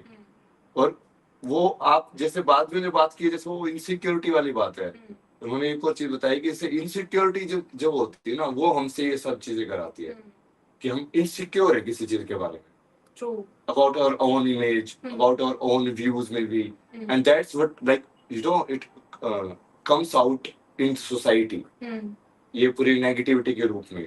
100%। इसी को वो असुर बोल रही है। आप भी असुर बोलते हैं इसको? नहीं, मैं असुर प्रवृत्ति। असुर तो नहीं बोलती, मैं ये बोलती हूँ कि हम सबकी दो पर्सनालिटीज हैं। एक देवता, एक असुर, हाँ शायद, एक पॉजिटिव, एक हाँ, नेगेटिव। एक पॉजिटिव एक नेगेटिव। बट क्योंकि हम एक्सेप्ट ही नहीं करते, तो हम चीजें सुधारेंगे कैसे? तो अगर आप बहुत हेल्थी वे में उसको एक्सेप्ट कर लो, तो वो काम हो सकता है, उसमें कोई बुराई नहीं है। मतलब ठीक है, सबकी होती है वो, क्यों आपको ऐसे पोर्ट्रे करना है कि नहीं नहीं मेरी तो एक ही पर्सनालिटी है, मैं बहुत बढ़िया इंसान हूँ, मतलब नहीं। बट ये चीज आप जो बोल रहे हो ना, ये असली में करने के लिए लोग करते ही नहीं है। करेज चाहिए। वैसे तो ये बहुत सिंपल है, हम्म इट्स लाइक कि तुम जैसे हो वैसे ही हो, hmm you don't have to worry about. Hmm अब जैसे मैं तो ऐसे ही उसी चीज को बोलता हूँ, हम्म जो भी चीज मैं करता हूँ like in a way I try to be completely honest about it, hmm कि यार देखो मैं तो ऐसा हूँ and this is what I am. Kumbh में भी ऐसे बहुत सारे लोग ऐसे बाबा बाबा, मैं कितने बार बोलता था "माँ, मैं तो बाबा नहीं हूँ"। फिर वो बोलते थे अच्छा ये है, ये नाम वो नाम। तो अभी फाइनली जैसे सब कुछ डिसाइड करके यही हुआ कि हाँ अब ऐसे ही ठीक है अपना नाम। सही बात है। वही बोलता है, क्योंकि मतलब वो काम इम्पोर्टेंट है, वो चीज इम्पोर्टेंट नहीं है कि तुम किस टैग के अंदर कर रहे हो। मतलब यही बात होगी ना कि लोगों ने आपकी परमिशन नहीं चाहिए कि आपको आईआईटी बाबा सुनना अच्छा लग रहा है या नहीं। या मैंने एक इंटरव्यू में भी देखा था जहाँ पे आपने बोला कि भाई मेरे को नहीं पसंद मेरा नाम अभय सिंह है या जो भी है, बट उनको लग रहा है अच्छा, उनको लग गया कि ये चल रहा है। तो आप सोच रहे हो मतलब अपनी सेल्फिशनेस के चक्कर में आपका नाम ही आईआईटी बाबा पड़ गया। हाँ, नाम ही बदल दिया मेरा। नाम ही बदल दिया। आधे लोग तो मेरे को ये भारत में ऐसे ही जानते हैं, वो मेरे ऐसे ही नाम किसी को नहीं पता। वो कहीं पे जाओगे तो लगा आईटी बाबा आईटी बाबा। चलो वो भी ठीक है, एक वो भी एक नाम हो गया, बहुत सारे नाम होने बढ़िया रहते हैं। अच्छा आप फिर वो आपको ना जो मेन मोटिवेशन वाला है, आप और बताइए आपकी जो इंसाइट है, जैसे पेरेंटिंग के ऊपर बात की हमने, सक्सेस के ऊपर बात की। जैसे सक्सेस के ऊपर आपने बताया कि टाइम ही सब कुछ है, टाइम में सब कुछ है। राइट? टाइम ही बनाता है और टाइम ही बिगाड़ देता है। बिल्कुल। तो किसी की सक्सेस में जब वो टाइम सही है तो ना ज्यादा उसको वो करना चाहिए पॉजिटिव वे में, और जब वो नीचे जा रहा है तो ना उसको ज्यादा नेगेटिव वे में करना चाहिए, राइट? 100%। और बताइए कोई इंसाइट आपकी जो आप डाल के Insight शेयर मतलब किया आपने, टाइम के बारे में। जैसे आपने सुसाइड के बारे में भी शेयर किया है बच्चों के ऊपर आई थिंक। मतलब सुसाइड के बारे में ऐसे शेयर नहीं करा, मतलब मैं कोशिश करती हूँ कि ये वर्ड ही ना यूज करूँ, बट मैंने ऐसे बहुत बार वीडियोस बनाए कि गिव अप करना, गिव अप करना, हाँ उसका ऊपर कंटेंट देखा था मैंने वही। आपका, कि वो बहुत इंपॉर्टेंट और वो पेरेंटिंग से भी रिलेटेड है। क्योंकि बहुत बार लोग गिव अप इसलिए करते हैं क्योंकि उनकी लाइफ में उनको लगता है कि अब उनको अब एक्सेप्ट करने वाला कोई नहीं है if they don't clear this exam, and including the parents. क्योंकि यदि पेरेंट्स होते, मानो सोसाइटी कुछ भी बोले, बट यदि पेरेंट्स ऐसे होते कि वी विल एक्सेप्ट यू, तेरे 20 मार्क्स आए तो भी कोई दिक्कत नहीं है, 50 आए तो भी कोई दिक्कत नहीं है, 60 आए तो भी कोई दिक्कत नहीं है, नहीं होता, वो नहीं होता है। बिल्कुल 100%। मतलब मुझे लगता है कि यार अब हम ह्यूमन बॉडी हैं, ठीक है, हम सिर्फ हमारा नाम जानते हैं, हम सच मतलब सही मायनों में हम जानते ही नहीं है ना खुद को। अगर हम खुद को जानते हैं तो सारी प्रॉब्लम सॉल्व हो जाती, हमें सब कुछ समझ में आ जाता, कौन सा ट्रिगर है, कब गुस्सा आ रहा है, कहाँ प्रॉब्लम है, पर हम जानते ही नहीं, ठीक है। ऊपर से जब हम खुद को नहीं जानते, उसके बाद से कोई आप पर इतना प्रेशर डाल दे कि इससे तो मुझे ये उम्मीद है ये बनने की, इससे तो मुझे ये उम्मीद है ये करने की, आपसे बिना पूछे कि हमारा बेटा तो ये बनेगा ही, या हमारी बेटी तो ये बनेगी, हमारी बेटी तो ये कभी नहीं कर सकती, आपसे बिना पूछे, ठीक है, कि आप ये करने वाले हो नहीं करने वाले हो, मतलब इतना प्रेशर आपके ऊपर क्रिएट कर दिया।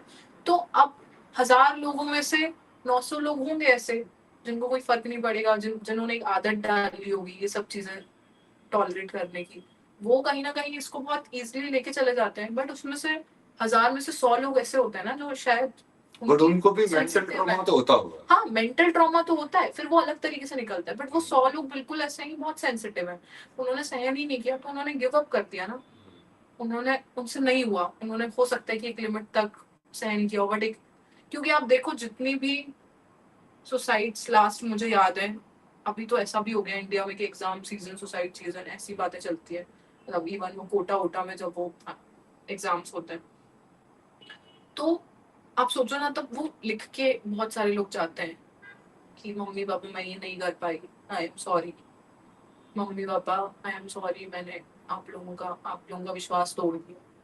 तो आप सोचो कि इस पॉडकास्ट को पेरेंटिंग के ऊपर ही बना देते हैं, क्योंकि हमने बहुत सारे पेरेंटिंग के ऊपर बात किया है, and I think you are also very like attached to that concept and you understand it very well. Like इस पे भी लोग बोलेंगे आपको, तो मैंने पर्सनल से देखा था आपके बोल रहे थे कि बाबूजी पहले शादी करो, बच्चे करो, फिर आपसे जानेंगे पेरेंटिंग क्या होता है। मुझे मुझे तो लड़की को तो बोलते ही है, जब खुद का बच्चा होगा ना तब समझ में आएगा। जो खुद का बच्चा होगा तो समझ में आएगा। बहुत बोलते हैं ना ऐसे लोग। पानी पीना क्या आपको? नहीं नहीं नहीं। जला दो हर हर महादेव। तो आप लोगों को क्या पूछना है इनसे बताइए आप। Good discussion. 1K वाव, 1K वाव तो हटाओ, डिस्कशन पे आओ, ठीक है। Har Har Mahadev sir, Har Har Mahadev. Be one attentive. More on parenting. Parenting के ऊपर और भी करेंगे, साइकोलॉजी के ऊपर जैसे क्या था तो वो पेरेंटिंग भी इन्वॉल्व कर लेता है कई चक्कर में। पेरेंट्स बच्चों की आड़ में अपनी हसरतें पूरी करना चाहते हैं। 3 इडियट्स देखी है। ये डिलीट क्यों कर दिया तुमने कमेंट? इतना बढ़िया तो कमेंट था। करना है उसको। Hello hello. हाँ हाँ बोलिए। नहीं नहीं, आपको नहीं बोल रहा हूँ यार। तुम ऐसे फोन देखोगे तो हमें डिस्ट्रैक्शन होगा। बंद। ये वाला डिलीट मत करो यार ना। ये तो बहुत गलत है ना। अरे आप मेरे से बातें करो ना, छोड़ दो, भूल जाओ उसको। ये शादीशुदा है, इनके हस्बैंड भी यहीं पे बैठे हुए हैं। और मेरा तो फोन स्क्रॉल कर रहे हैं आप। और वो इनका फोन स्क्रॉल कर रहे हैं तो इनको डिस्ट्रैक्शन हो रही है, ठीक है। क्योंकि बहुत सही टाइम मिल गया है, मैं कुछ कर नहीं सकती। कल की वर्ल्ड में नैनी जी का स्वागत। बिल्कुल नैनी जी का स्वागत। I am from Uttarakhand, and you are a great listener. Listener भी सही हूँ मैं, स्पीकर भी सही हूँ। सही तो बोलता हूँ देखो। जो कर दिया सर मॉडरेटर डिलीट करते गए सारे मैसेजेस। पीछे दिया है, आगे होकर बैठिए मैम। आगे होकर बैठ जाइए थोड़ा।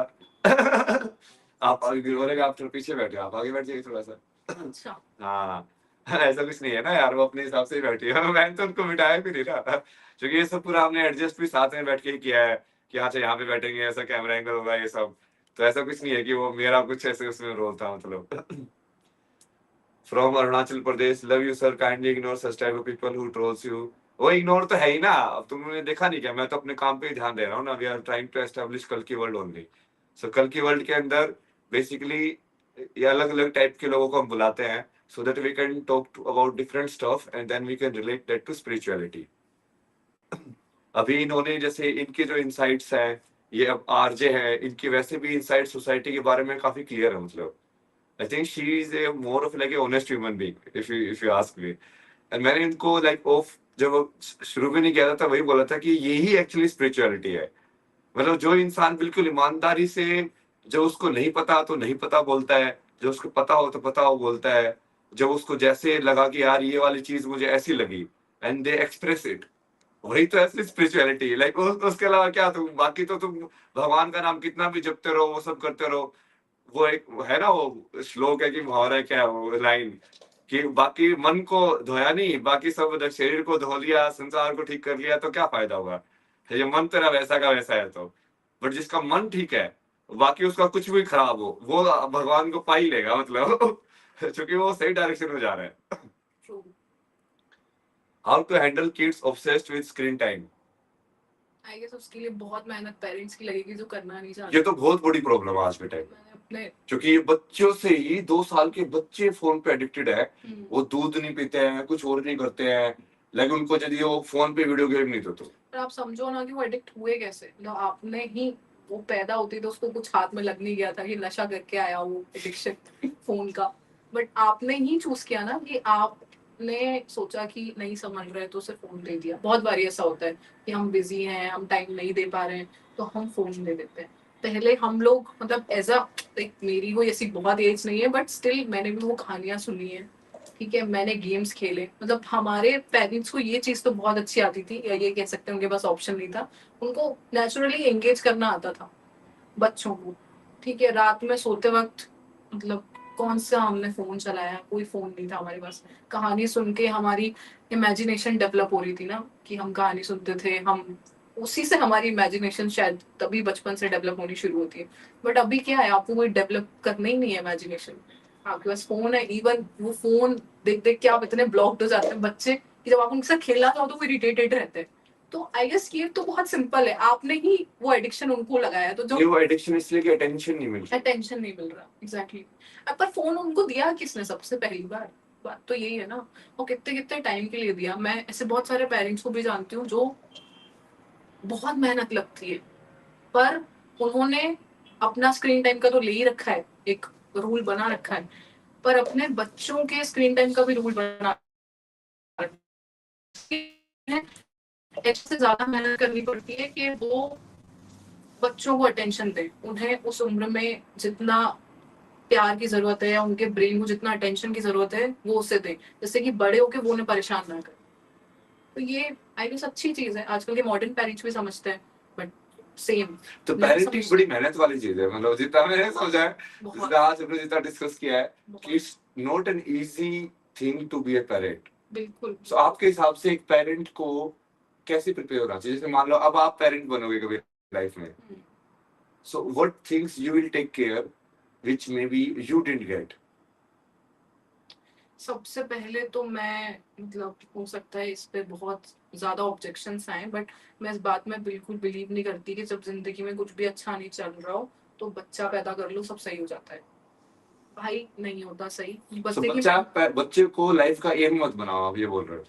लाइफ उसका मीनिंग ऑफ Exactly. लाइफ बच्चे को मत बनाओ, तुम्हारे पास खुद का मीनिंग ऑफ लाइफ होना चाहिए, मतलब एग्जैक्टली अगर आप स्पिरिचुअल पर्सन हो, अगर आप भगवान को मानते हो, अगर आप धर्म में मानते हो, तो आप सोचो कि ये इससे ज्यादा दुखद और बुरी चीज क्या हो सकती है कि आपने एक ह्यूमन बीइंग को इस धरती पर ले आए जबकि आप केपेबल नहीं थे उसको संभालने के, जबकि आप खुद किसी मेंटल प्रॉब्लम से जूझ रहे थे जो कि आपको पता भी नहीं है, आप एक्सेप्ट भी नहीं करोगे, और आप खुद परेशान थे, इतने कॉन्फ्लिक्ट्स आपकी लाइफ में चल रहे थे, और अभी आपने बस उसे लेकर आ गए हो। अभी चल रहा है काम जैसे चल रहा है, बड़ा हो रहा है जैसा हो रहा है, but this is not right ना।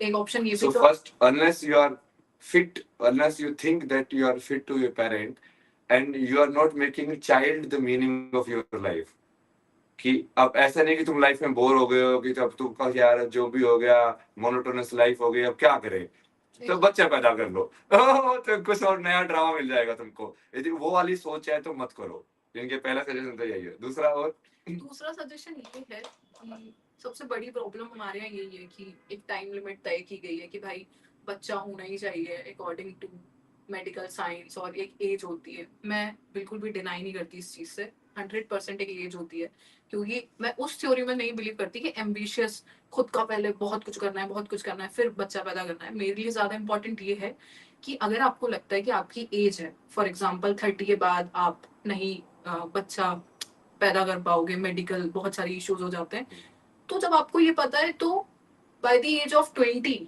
ये डिनाई करने से कि अभी शादी नहीं करनी, अभी कौन बच्चे की बातें करता है, ये सब एक्सेप्ट कर लो कि फ्यूचर में ये सब कुछ होने वाला है, और तभी से अपनी मेंटल हेल्थ पर खुद को हेल्दी बनाने पे काम करने लगो।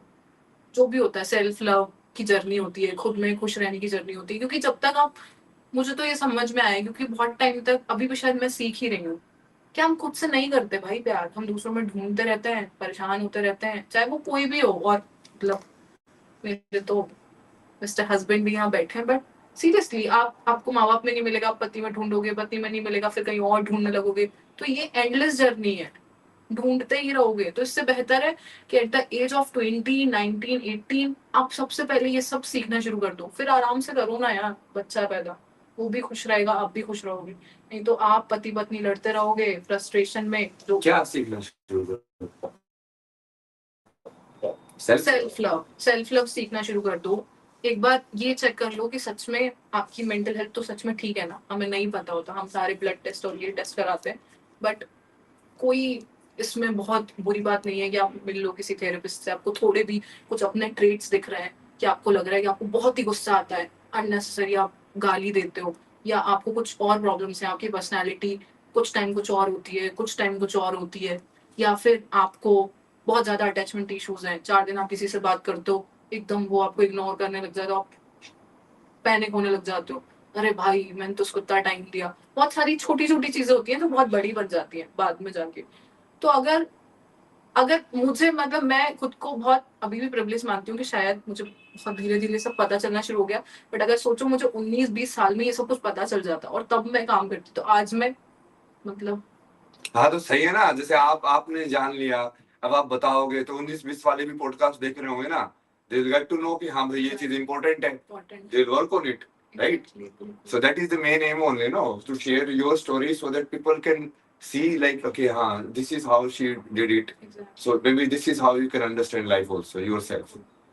तो यही है बेसिक, मतलब बहुत सिंपल चीज पर है। आप स्पिरिचुअलिटी में कैसे आए, अब ये बताइए मुझे। स्पिरिचुअलिटी में कैसा है, देखो मतलब आप क्या भगवान को मानते हो? मैं बिल्कुल भगवान को मानती हूँ, बट मेरा वही कॉन्सेप्ट है कि भगवान क्या है आपके लिए, मतलब भगवान? एक एनर्जी है। मतलब मैं सच में बहुत ज्यादा ऐसे बिलीव नहीं करती कि ये वाले भगवान है, क्योंकि मैं जैन हूँ तो जैनिज्म एक बहुत अलग थ्योरी पे काम करता है। ऑल्दो एक बहुत अच्छा मैसेज भी देता है कि जियो और जीने दो, लाइफ का फंडा यही होना चाहिए, पर हम इस पे भी फोकस नहीं करते, क्योंकि हम ना खुद जीते ना जीने देते। हमारी थ्योरी ऐसे महावीर काम जैन के करती है। बारे में पढ़ा आपने? महावीर जैन के बारे में पढ़ा है, बहुत बहुत कुछ नहीं बट पढ़ा है। तो धर्म के बारे में मेरी फिलोसफी बहुत सीधी सी है कि सिर्फ किताबें पढ़ना, बहुत लंबे लंबे जाप देना, जो मैंने अपने घर में भी देखा है, बाकी लोग भी यही करते हैं, मंदिर जाना सोमवार मंगलवार, ये बहुत अच्छी बात है, बट उस धर्म को फॉलो करने में मैं ज्यादा बिलीव करती हूँ। मतलब इंसानों के प्रति थोड़ा काइंड रहना, और ये जो सारी चीजें होती हैं कि सामने वाले का दुख इसलिए नहीं, एक अच्छा इंसान बनना, मतलब एक आप अच्छा इंसानी धर्म को धर्म बहुत, मानते हैं। हाँ और एक्चुअल में वही धर्म होता है, जो लोग धर्म को रिलीजन समझने लगे आज के टाइम में। एग्जैक्टली। धर्म का एक्चुअल मतलब होता है कि तुमको जब मानव शरीर में आए हो तो तुमको अपने रोल को कैसे निभाना है, बिल्कुल बिल्कुल। उसकी जो गाइडेंस देता है वो धर्म देता है। अब महावीर जैन ने भी जो धर्म दिया वो भी वही है, वही। बुद्ध ने जो धर्म दिया वो भी वही है। शांति। इन अ वे कि वो बताना कि तुम्हारी लाइफ का मतलब क्या है, तुमको तुम मनुष्य तो बन गए हो, और तुम्हें यहाँ पे आके तुमको अलग अलग थ्योरीज बता दी है लोगों ने कि ऐसा है वैसा है, पेरेंट्स तुमको अलग अलग थ्योरी बताते हैं, दुनिया ऐसी है दुनिया वैसी है। एक्चुअल में दुनिया कैसी है किसी को नहीं पता है, एक्चुअली में दुनिया कैसी चल रही है किसी को नहीं पता है। तब वो वाली जानकारी कि ये सब है क्या, हम इंसान बन के आए हैं या लड़का या लड़की बन के आए हैं, तो हम क्या करें यहाँ पे, कैसे हमको जीवन जीना चाहिए कि ये हम इस इंसानी जीवन का बिल्कुल फुलफिल्ड तरीके से जी पाए, और हम क्यों जी रहे हैं वे, लाइक वो सब बात है ना कि इसके बाद मरने के बाद क्या होता है, ये सारे सवालों का जवाब जो है सही बात है। तो ये होगा ना, मतलब कि यार ये अब हम आए कहाँ से है, अब जैसे ये वाला एहसास तो सबको होता है कि हम हैं, आपको भी होगा हम हैं, सही बात कि ये तो डिनाई आप नहीं करोगे अपने एग्जिस्टेंस को। नहीं नहीं, एक वो मेरे रोचित के साथ इंटरव्यू किया था, उसने तो ये भी डिनाई कर दिया था, बोले मुझे कैसे पता कि मैं हूँ, मगर तू पागल है तुझे ये कैसे नहीं पता कि तुम है, मतलब ये बोलने वाला कौन है, उसको भी तो पता ही होगा ना, जो बोल रहे हैं उसको ये तो पता ही है कि वो है वही। तो अपने सेल्फ कॉन्शियसनेस को कैसे डिनाई कर सकते हो, वो तो अनडिनाइबल चीज है। ट्रू। लाइक हम चेतन हैं, हम यहाँ पे बैठे हुए हैं, you can not deny it, right. True 100%। तो उसके बाद वो चेतन होने के बाद फिर मुझे जो एहसास होते हैं, अच्छे बुरे का एहसास, पेन प्लेजर का एहसास, कोई चीज बढ़िया लगती है कोई चीज खराब लगती है, फिर हम अपने से पुराने जीवन में कभी शादी करना बच्चे करना, ये पूरा जॉब का गेम एग्जाम्स का गेम, ये अलग अलग गेम खेलते हैं यहाँ पे, और जाके वो बनना तो काशी की फसल में है मतलब सही बात है। ये सबको पता है, Ultimately. बट आधे लोग तो वो उस चक्कर में जीवन में भूल जाते हैं इस सत्य को। जैसे आपने बताया ना, जैसे कोविड के टाइम पे बहुत सारे लोगों को रियलाइज हुआ, अरे लाइफ बड़ी ट्रांजिएंट है यार, कभी भी खत्म हो सकती है, इसको एंजॉय करो, इसको पूरा जियो। ट्रू। बट वो लोग जनरली क्यों भूल जाते हैं? जनरली भूल जाते हैं क्योंकि हम इतना ऑक्यूपाइड कर लेते हैं खुद को, मतलब किस बाकी चीज में, मतलब जो भी हमारी डेली की चीज होती है, फॉर एग्जाम्पल बच्चों के लिए कुछ करना है, इसको तहावी कर लिया। नहीं, बट उस चीज को याद करके भी वो चीज नहीं की जा सकती क्या, मतलब कि नहीं। हम हमेशा ये भी याद रखें कि यार लाइफ में कभी भी कुछ भी हो सकता है, nothing is granted, so we have to live everything completely also, and still we can plan, like we can live in present but still we can work for future also. It's not like you don't plan or you don't do anything.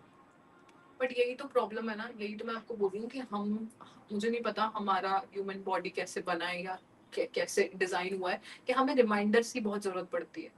Covid में हमें इसलिए याद रहा क्योंकि daily daily daily daily एक call आ रहा था ये चले गए, एक कॉल आ रहा था ये चले गए, तो वो डर कंटिन्यू था। कोविड के बाद भी आप देखो ना, कितने दिन तक हमने सैनिटाइजर और मास्क यूज किए हैं, कोई नहीं किया। जैसे ही वो डर हल्का हल्का हमें लगता है कि अब सब ठीक है सब ठीक है, हम सब भूल जाते हैं। जैसे ही हम हॉस्पिटल से आते हैं, किसी को देख के हमारे घर में कोई डेथ हुई होती है, तो हमें वो डर याद रहता है। तो हमें रिमाइंडर्स की जरूरत होती है, हम नहीं याद रख पाते कुछ भी। लोग चले जाते हैं, हम उनको याद नहीं But वही तो मेन चीज है कि याद, ये सत्य याद कैसे नहीं रहता कैसे है? नहीं रहता।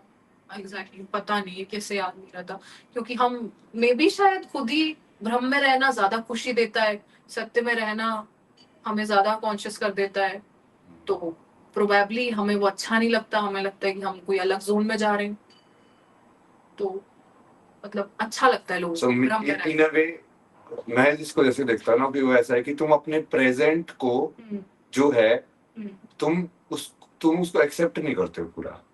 Exactly. So basically, let's say if I'm sitting with you doing podcasting and I'm Hmm. thinking, यार इसकी जगह पे दीपिका पादुकोण होती तो कैसा लगता है? So then basically I'm not living what I have with you completely, true. and I'm trying in future to put something together. और उस चक्कर में मैं प्रेजेंट को ही पूरा नहीं जी रहा हूँ. तो है ना? मे भी शायद यही प्रॉब्लम है रिलेशनशिप्स में भी, कि अब जो पार्टनर हमारे पास है, जैसा भी है, अच्छा बुरा भला, कई बार हमने चूज किया होता है, कई बार शादी अरेंज मैरिज होती है, तो हम उसको छोड़ के यही सोच रहे हैं कि ऐसा होता तो अच्छा होता, या उसके जैसा होता तो अच्छा तो उस चक्कर में तुम प्रेजेंट में भी जो तुम्हारे पास है उसको पूरा डिनाई कर रहे हैं। मतलब डिनाई भी नहीं, मतलब इस लाइक कि तुम लाइफ के एक्सपीरियंस को डिनाई कर रहे हो जो लाइफ ने तुमको दिया है, टाइम खराब कर रहे and you are trying to live in some fantasy land, like यार मेरी लाइफ ऐसी हो जाती तो, हैं। बट वो तो नहीं होने वाली है. ट्रू। बट तुम जो दी हुई लाइफ है वो भी नहीं जी रहे हो. मतलब यही है ना, मोस्ट ऑफ द इंसान के दिमाग में यही कॉन्फ्लिक्ट आता है, चलता रहता है 100%। इसीलिए वो प्रेजेंट को कभी नहीं जीते. बिल्कुल कोई भी नहीं जीता। आप सोचो ना, एक 1 BH के घर में रह के हम ये सोचते रहते हैं 2 BH होता तो यहाँ सोफा रख लेते, यहाँ डाइनिंग टेबल रख लेते, 2 BH में आते तो बच्चों के लिए एक कमरा हो जाता, गेस्ट रूम हो जाता, 3 BH में आते तो एक पार्टी हॉल भी हो जाता, तो ये तो नेवर एंडिंग है ना साइकिल।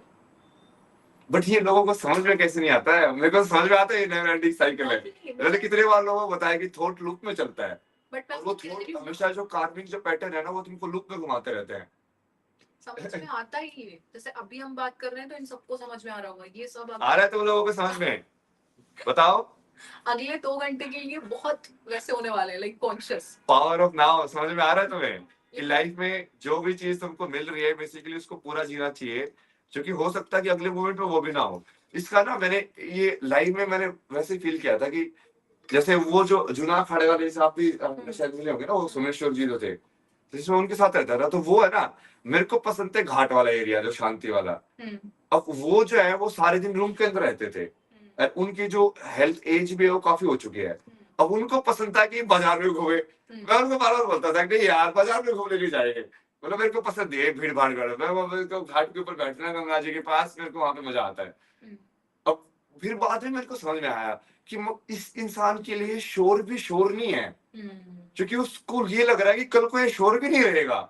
जिसको सही में मौत दिख रही हो उसको तो यही लगेगा ना यार कल को मेरे को ये भी नहीं रहेगा, तो कम से कम इसका तो एंजॉय करूं. तो मैं बैठ के उसको वैसे देख रहा हूँ कि ये शोर और म्यूजिक है, बट उसके लिए तो वो शोर भी लाइक एक एक्सपीरियंस है जो कि वो प्रिजर्व करना चाहता है. बट वो चीज हमको तभी ज्यादा रियलाइज होती है जब हमारी डेथ ज्यादा करीब हो. वो जनरली क्यों नहीं रियलाइज होती कि लाइफ में हर एक एक्सपीरियंस जो दिया गया है, चाहे वो पेन का हो चाहे प्लेजर का हो, वो बोनस एक्सपीरियंस है. वो एक एक्सपीरियंस है, तुमको एक्सपीरियंस करने को तो मिला ना भाई कुछ. वैसे भी कुछ फर्क तो पड़ने नहीं वाला उसका फाइनली. लाइक जो भी लाइफ की स्टोरी होगी फाइनली लाइक वो तुमको कुछ लेके तो जाओगे नहीं साथ में, कुछ होगा भी नहीं. ये धरती के ऊपर भी कितने सारे बड़े बड़े राजा आके गए, किया ये किया वो किया, किसी ने ये किया, क्या है मतलब कुछ नहीं ना, वही धरती है आज भी. लाइक इस जमीन पे हम खड़े, इसके ऊपर भी कितने लोगों ने फाइट की होगी, कितने युद्ध लड़े गए होंगे. तो आज भी किसके पास है जमीन? किसी के पास नहीं है. अभी कल को भी कोई और फाइट करेगा बट किसके पास रहेगी? किसी के पास नहीं रहेगी. तो इन अ वे यू रियलाइज कि ये सारी चीजें तो बिल्कुल शैलो है, लाइक इनका तो कोई मतलब ही नहीं है. बट मेन पॉइंट वो है कि लोग भूल कैसे जाते हैं. ये वाली चीज लोग भूल कैसे जाते हैं कि तुम्हारे पास सिर्फ प्रेजेंट है जीने के लिए, जबकि ये इतना ऑब्वियस फैक्ट है कि तुम्हारे पास सिर्फ प्रेजेंट होता है जीने के लिए, ना पास्ट है ना फ्यूचर है. उसी को पूरा जीना है, चाहे वो कैसा भी हो, चाहे वो दुख वाला भी हो तो भी तुम उसको पूरा जियो, क्योंकि है तो नहीं जीने के लिए तो मिला ना. सही बात है. ट्रू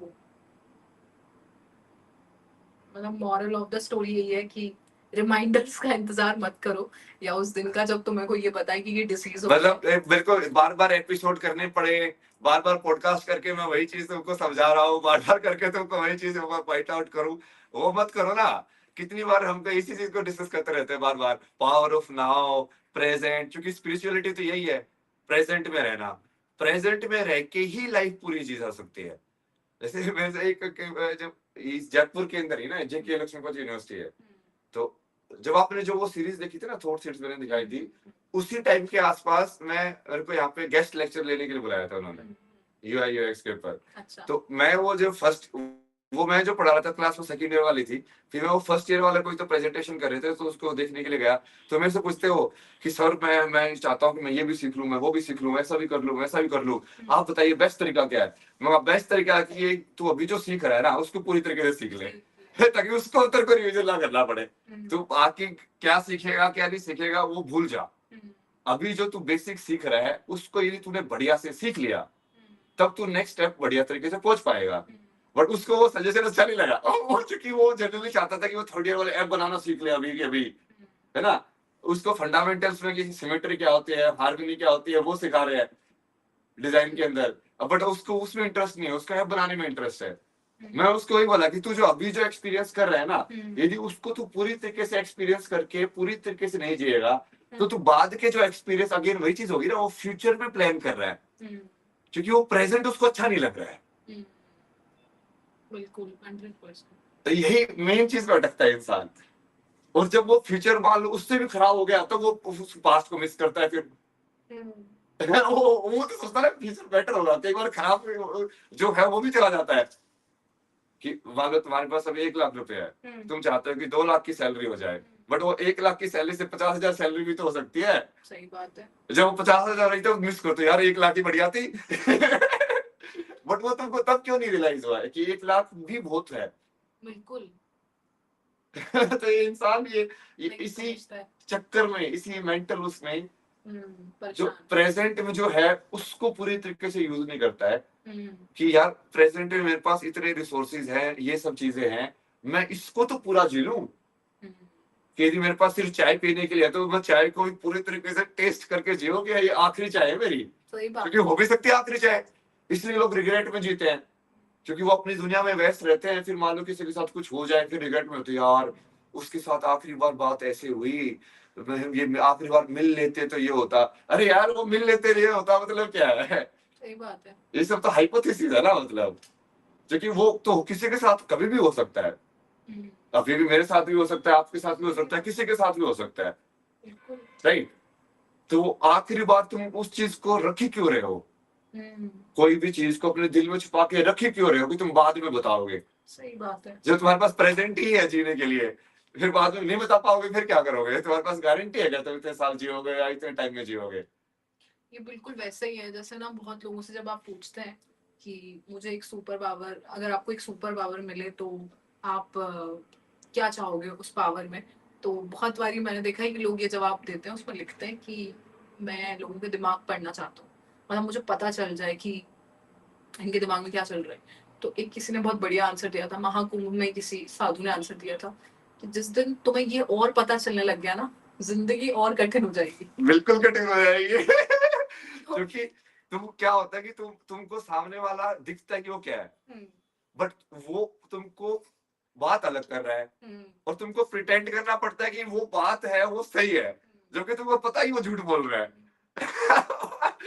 तो तुमको दोनों साइड से गेम खेलना पड़ता है, जिंदगी तो सही में मुश्किल हो जाती है। तो और ये माइंड पढ़ने वाला ये तो हो ही जाएगा टेक्नोलॉजी के हिसाब से, क्योंकि माइंड जो थॉट्स होते हैं वो इलेक्ट्रिक सिग्नल्स ही है। तो आजकल ये ऑलमोस्ट उस लेवल पे पहुंच चुके हैं कि हम उस इलेक्ट्रिकल सिग्नल को कैच करके सेंसर्स के थ्रू और उसको डिकोड कर पाएंगे क्या सोच रहा है। अब यदि वो हो गया, फिर क्या होगा समाज के अंदर। तो वही बात है ना, टेक्नोलॉजी बढ़ना प्रॉब्लम नहीं है, टेक्नोलॉजी हैंडल करना नहीं आता ये प्रॉब्लम है। क्योंकि टेक्नोलॉजी बढ़ रही है, ऑब्वियसली उसके इतने सारे प्रोज हैं, वो अच्छी तरीके से यूज हो रहे हैं। बट आप इस सारी टेक्नोलॉजी से देखो ना, हमसे हैंडल कहाँ हो रही है। अब हमारे पास फोन है भाई, हम वापस घूम के आ जाते हैं बात पे। तो उस फोन का यूज क्या और यूज क्या हो रहा है, बच्चे कोको मेलन और दिन रात वो देख देख के अपना दिमाग खराब कर रहे हैं, 2-2 4-4 साल की उम्र में जब बोलना सीख रहे हैं तो गालियां दे रहे हैं वो कार्टून कैरेक्टर्स की तरह। तो इस्तेमाल हमें हो नहीं पा रहा है ना कि सही कैसे करना है। उससे तो बहुत कुछ हो सकता है, बट क्या हो रहा है, तो शायद हमें बहुत सारी चीजें तब मिल जा रही है जब हम तैयार ही नहीं है। क्या हम एआई के लिए तैयार है? जो लोग सही यूज कर रहे हैं ऑब्वियसली वो बहुत अच्छा काम कर रहे हैं, लेकिन जो तैयार नहीं है वो क्या कर रहे हैं? कुछ भी कर रहे हैं, दो लोगों को साथ बैठे पता नहीं क्या जोड़ दे रहे हैं, किसी मतलब का कुछ भी वीडियो बना दो किसी की भी, कुछ भी कर लो, भाई वो तैयार नहीं है, वो नहीं नहीं, क्योंकि वो तो मेंटली तैयार नहीं ह्यूमन है। टेंडेंसी वैसी है ना। जैसे ह्यूमन टेंडेंसी नेगेटिव होगी तो वो किसी भी चीज को नेगेटिवली यूज करेगी, Negatively use करिए। यदि वो पॉजिटिव होगी तो उसी चीज को पॉजिटिव यूज करेगी। जैसे सदगुरु बहुत सही बोलते हैं ना, नाइफ का एग्जांपल देते हैं कि उसको तुम काटने के लिए, फल काटने के लिए भी यूज कर सकते हो, गला काटने के लिए भी यूज कर सकते हो। True. अब तुमको क्या काटना हो तुम्हारे ऊपर है, नाइफ तो नाइफ ही है, वो तो सिर्फ एक टूल है। पर वही तो बात है कि जिसको एजुकेशन ही नहीं है उस लाइफ का, ठीक है, या कोई क्रिमिनल माइंडेड है अगर मैं ऐसे बोलूं, जिस जो उस नाइफ का गलत यूज कर सकता है, तो वो जो एक चीज है वो सबको बराबर बट रही है ना। तो मेन चीज जिसको एजुकेशन और अवेयरनेस की जरूरत है, हाँ एग्जैक्टली जो इसके लिए हम कर रहे हैं सब कुछ कल की वर्ल्ड, ताकि तो लोगों को समझ में आए ये सब चीजें। ये पूरी सीरीज ही अब इसके ऊपर कर रहे हैं कि तो you guys get to know something new. You guys, तुमको रेडियो आज समझ में आया कि रेडियो में पीछे से गाने कैसे बजते हैं मतलब तुमको पता था किसी को कैसे गाने बजते हैं अरे सुनते सुनते रहते होंगे तो, कि रेडियो के जो आरजी होते हैं वो बेसिकली कैसे बातें करते हैं, कैसे उनको क्यूज मिलते हैं, किस टॉपिक के ऊपर बातें करते हैं, फिर उससे लेके पूरी जिंदगी के अंदर की पेरेंटिंग के ऊपर लेके कि पेरेंट्स की किस बात को समझना चाहिए, क्या पेरेंट्स को भगवान मानना चाहिए नहीं मानना चाहिए, फिर वहां से लेके कि इनसिक्योरिटी लाइफ के अंदर प्रेजेंट में हम क्यों नहीं जीते हैं और उससे कितने सारे इश्यूज क्रिएट होते हैं।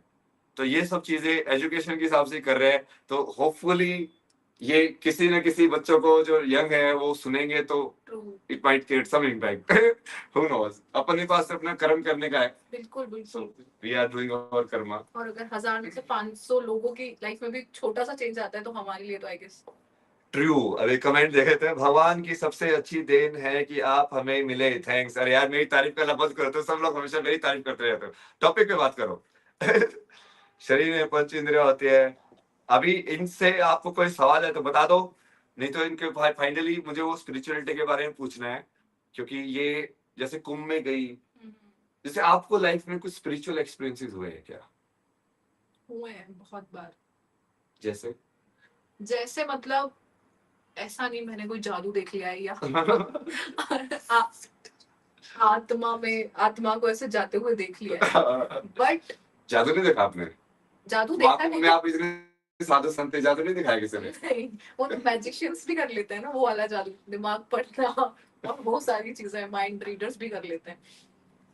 तो बेसिकली जो मुझे एक्सपीरियंसेस हुए हैं वो कुछ ऐसे हुए कि आप ऐसे हजारों लोगों से मिलते हो, जनरली 1000 लोगों से तो हम मिल ही लेते हैं, और मेरा काम जो है वो लोगों से कुछ ज्यादा मिलने का है कि कोई ना कोई इंटरव्यूज के लिए आ जाता है। तो आप जब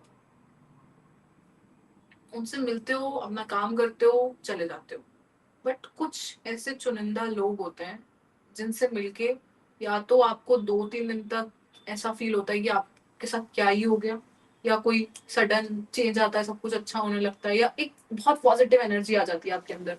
तो ऑब्वियसली वो एनर्जी होती है, क्योंकि सबके साथ मिलके तो नहीं होता, कुछ लोगों के साथ तो मिलके ऐसे ड्रेन हो जाता है, आपका दिमाग खराब हो जाता है। तो तो 2-4 वो एनर्जी फील होती है आपको? एनर्जी फील होती है। तो रिसेंटली महाकुंभ में भी हुई, लेकिन एक, जैसे मैंने बताया कि मैं जैन हूँ, तो मे भी बहुत सारे लोग जानते होंगे कि हमारे एक बहुत बड़े गुरु थे जो अभी नहीं है, विद्यासागर जी, प्रोबेबली आपने उनका नाम सुना हो।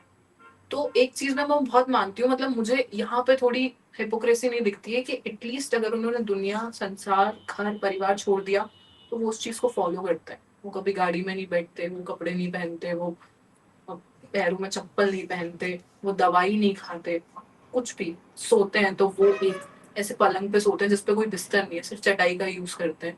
कोई साबुन, कोई तेल, कोई क्रीम, कोई पाउडर यूज नहीं करते। महिलाओं को दूर दूर तक उनके आसपास भी नहीं रहते, मतलब फॉलो किए जाते हैं। तो थोड़ी ये चीज मेरे को अच्छी जैन लगती है। में तो बहुत ज्यादा है ना ये रूल्स और रेगुलेशन। और तो बुद्धिज्म में होता ही थी, तुमको सही में ट्रू बुद्धिज्म देखोगे ना, तो उसमें जो मॉन्क बनने से पहले उनको जो वाउस दिलाई जाती है ना, वो ऐसे 1000 के ऊपर वाउस है, और वो इतनी लाइक स्ट्रिंजेंट वाउस है कि हम्म, आज के टाइम में तो जनरली कोई फॉलो ही नहीं करता है उसको मतलब आई थिंक वो 100 फॉलो करते होंगे और लोगों ने उसके हिसाब से भी रिड्यूस कर दिया है कि अब उनको लगा यार ये 1000 कौन फॉलो करेगा, ये तो होगा ही नहीं किसी से तो वो चीज वो कम से कम ये 100 फॉलो कर लो, ये 5 फॉलो कर लो ऐसे। सही बात बट है जैन में आई थिंक अभी भी बहुत सारे लोग ऐसे हैं जो बिल्कुल स्ट्रिक्टली फॉलो करते हैं। एग्जैक्टली मतलब कन्वीनियंट वाला धर्म नहीं होना चाहिए, या तो फिर जो रूल्स है उनको फॉलो कर लो, नहीं तो एक्सेप्ट कर लो कि नहीं हो रहे।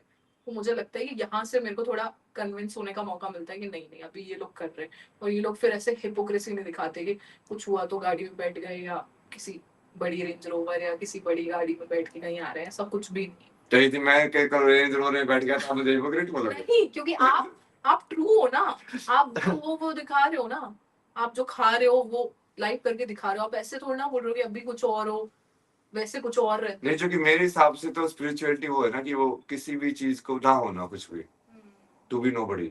And to be nobody means like तुम्हारे पास कोई भी नोशन नहीं होना चाहिए। जैसे कल को मैं प्रेमानंद जी की एक रील देख रहा था, वो बढ़िया मस्त रील थी, मैंने शेयर किया उसको कि उससे वो आके पूछता है उससे कि महाराज जी मेरे पास बिल्कुल अहंकार नहीं है तो यही अहंकार है यही यही अहंकार है सबसे तेरे बड़ा अंदर अहंकार। मतलब आगे बोल रहा है मेरे अंदर बिल्कुल अहंकार नहीं है, मतलब मतलब कौन आगे बोलता है ऐसे, जिसके पास नहीं होगा वो ये बोलेगा भी नहीं, बोलेगा भी नहीं, उसके दिमाग में ही नहीं आएगी ना ये बात। उसके दिमाग में नहीं आएगी। सो मैं तो वो नोबडी वाले इसमें बिलीव करता हूँ कि यू जस्ट मर्ज, मतलब कि चूंकि यदि तुम कोई भी चीज को सही या गलत मान रहे हो या कोई भी चीज को ऐसे मान रहे हो कि यार ये चीज मुझे अवॉइड करनी है, तो कहीं ना कहीं तुम फिर से उसी टाइम के लूप में फंस जाओगे। Then your mind will keep looking for that thing, right? तुम वो लाइफ को जैसे लाइफ आना चाहती है वो पूरी की पूरी एक्सेप्ट नहीं कर पाओगे, क्योंकि तुमने अपने फिल्टर लगा के रखे हुए हैं कि नहीं नहीं ये चीज अलाउड है, ये चीज अलाउड नहीं है। तो यदि तुमको सही में प्रकृति से शादी करनी है, यदि तुमको सही में शिव चेतना में जाना है, तो इन वे तुमको प्रकृति की सारी चीज एक्सेप्ट करनी पड़ेगी। सही बात। कि वो अब कल को आगे गाली दे रहे हैं तो भी ठीक है, महादेव जी आप गाली दे लो, कल को आके वो पुलिस वाले के रूप में आ रहे हैं कुछ और कर रहे हैं तो ठीक है महादेव जी आप आगे ये भी कर लो। सही बात। ये सब महादेव ही कर रहे हैं, ये सब भगवान ही कर रहे हैं। मतलब बहुत स्ट्रॉन्ग फेथ होना चाहिए फिर, फेथ या फेथ ही तो है अंडरस्टैंडिंग, लाइक कि जो भी हो रहा है वो फिर नहीं वो अंडरस्टैंडिंग भी, नॉलेज भी हो सकती है ना कि तुमको वो दिख रहा है कि यार इस सब में कोई मतलब नहीं है, मतलब प्रेफरेंसेस से, and you really want to get free. जिसको सही में फ्री बोलते हैं, मुक्ति बोलते हैं इसको, मुक्ति मिल गई उसको, ये बोलते हैं स्पिरिचुअलिटी के अंदर। तो मुक्ति क्या है, मुक्त होना क्या है? मुक्त होना तो यही है ना कि इन सब के बीच में ना फंसना। वेरी कि यदि आपको आज मैंने कपड़े पहनाने के लिए दे दिए तो कपड़े पहन लिए, कपड़े पहनाने के लिए नहीं बोले तो जैसा था वैसे रह लिया। सही बात है। वही मुक्त है ना, मतलब कि अब तुमको डांस करने के लिए डांस कर दिया, गाने के लिए बोला गा दिया, बैठ चुप रहने के लिए बोला चुप बैठ गए, ना सम्मान बात का करने के मोह, लिए ना बोला अपमान का भय। ना सम्मान का मोह ना अपमान का भय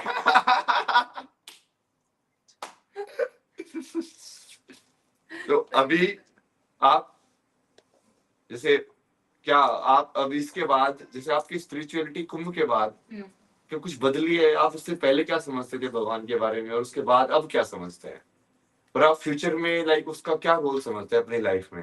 क्या लाइफ का पार्ट है स्पिरिचुअलिटी कि वो लाइफ का मीनिंग जानना सबसे पहले बहुत जरूरी है, क्योंकि वो यदि हमने जाना ही नहीं तो हम कोई भी कंक्लूजन कैसे निकाल रहे हैं जब हमको पता ही नहीं है कि लाइफ क्या है।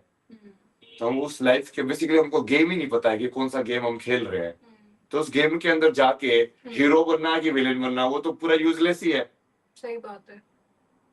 तो अभी आप बताइए कि कुंभ के बाद आपकी स्पिरिचुअलिटी पहले कैसे थी और बाद में कुछ बदली तो कैसे बदली, और अभी आप कहाँ पे हैं? मतलब अभी आप क्या मानते हैं कि भगवान क्या है और आप किस तरीके से फॉलो करते हैं? यदि करते हैं तो जरूरी नहीं है ना सारे लोग ऐसे ही हो सकता है कुछ लोग नॉन स्पिरिचुअल भी हो तो वो बताएंगे कि हाँ हम तो नहीं मानते, कोई दिक्कत नहीं है ना अपने को बात करने में। तो सही बात है। तो मुझे मतलब एक चीज कुंभ में देखने को मिली, मुझे वो गाना बहुत पसंद है, गाना नहीं बेसिकली भजन है, पता नहीं किस रूप में आके नारायण मिल जाएगा।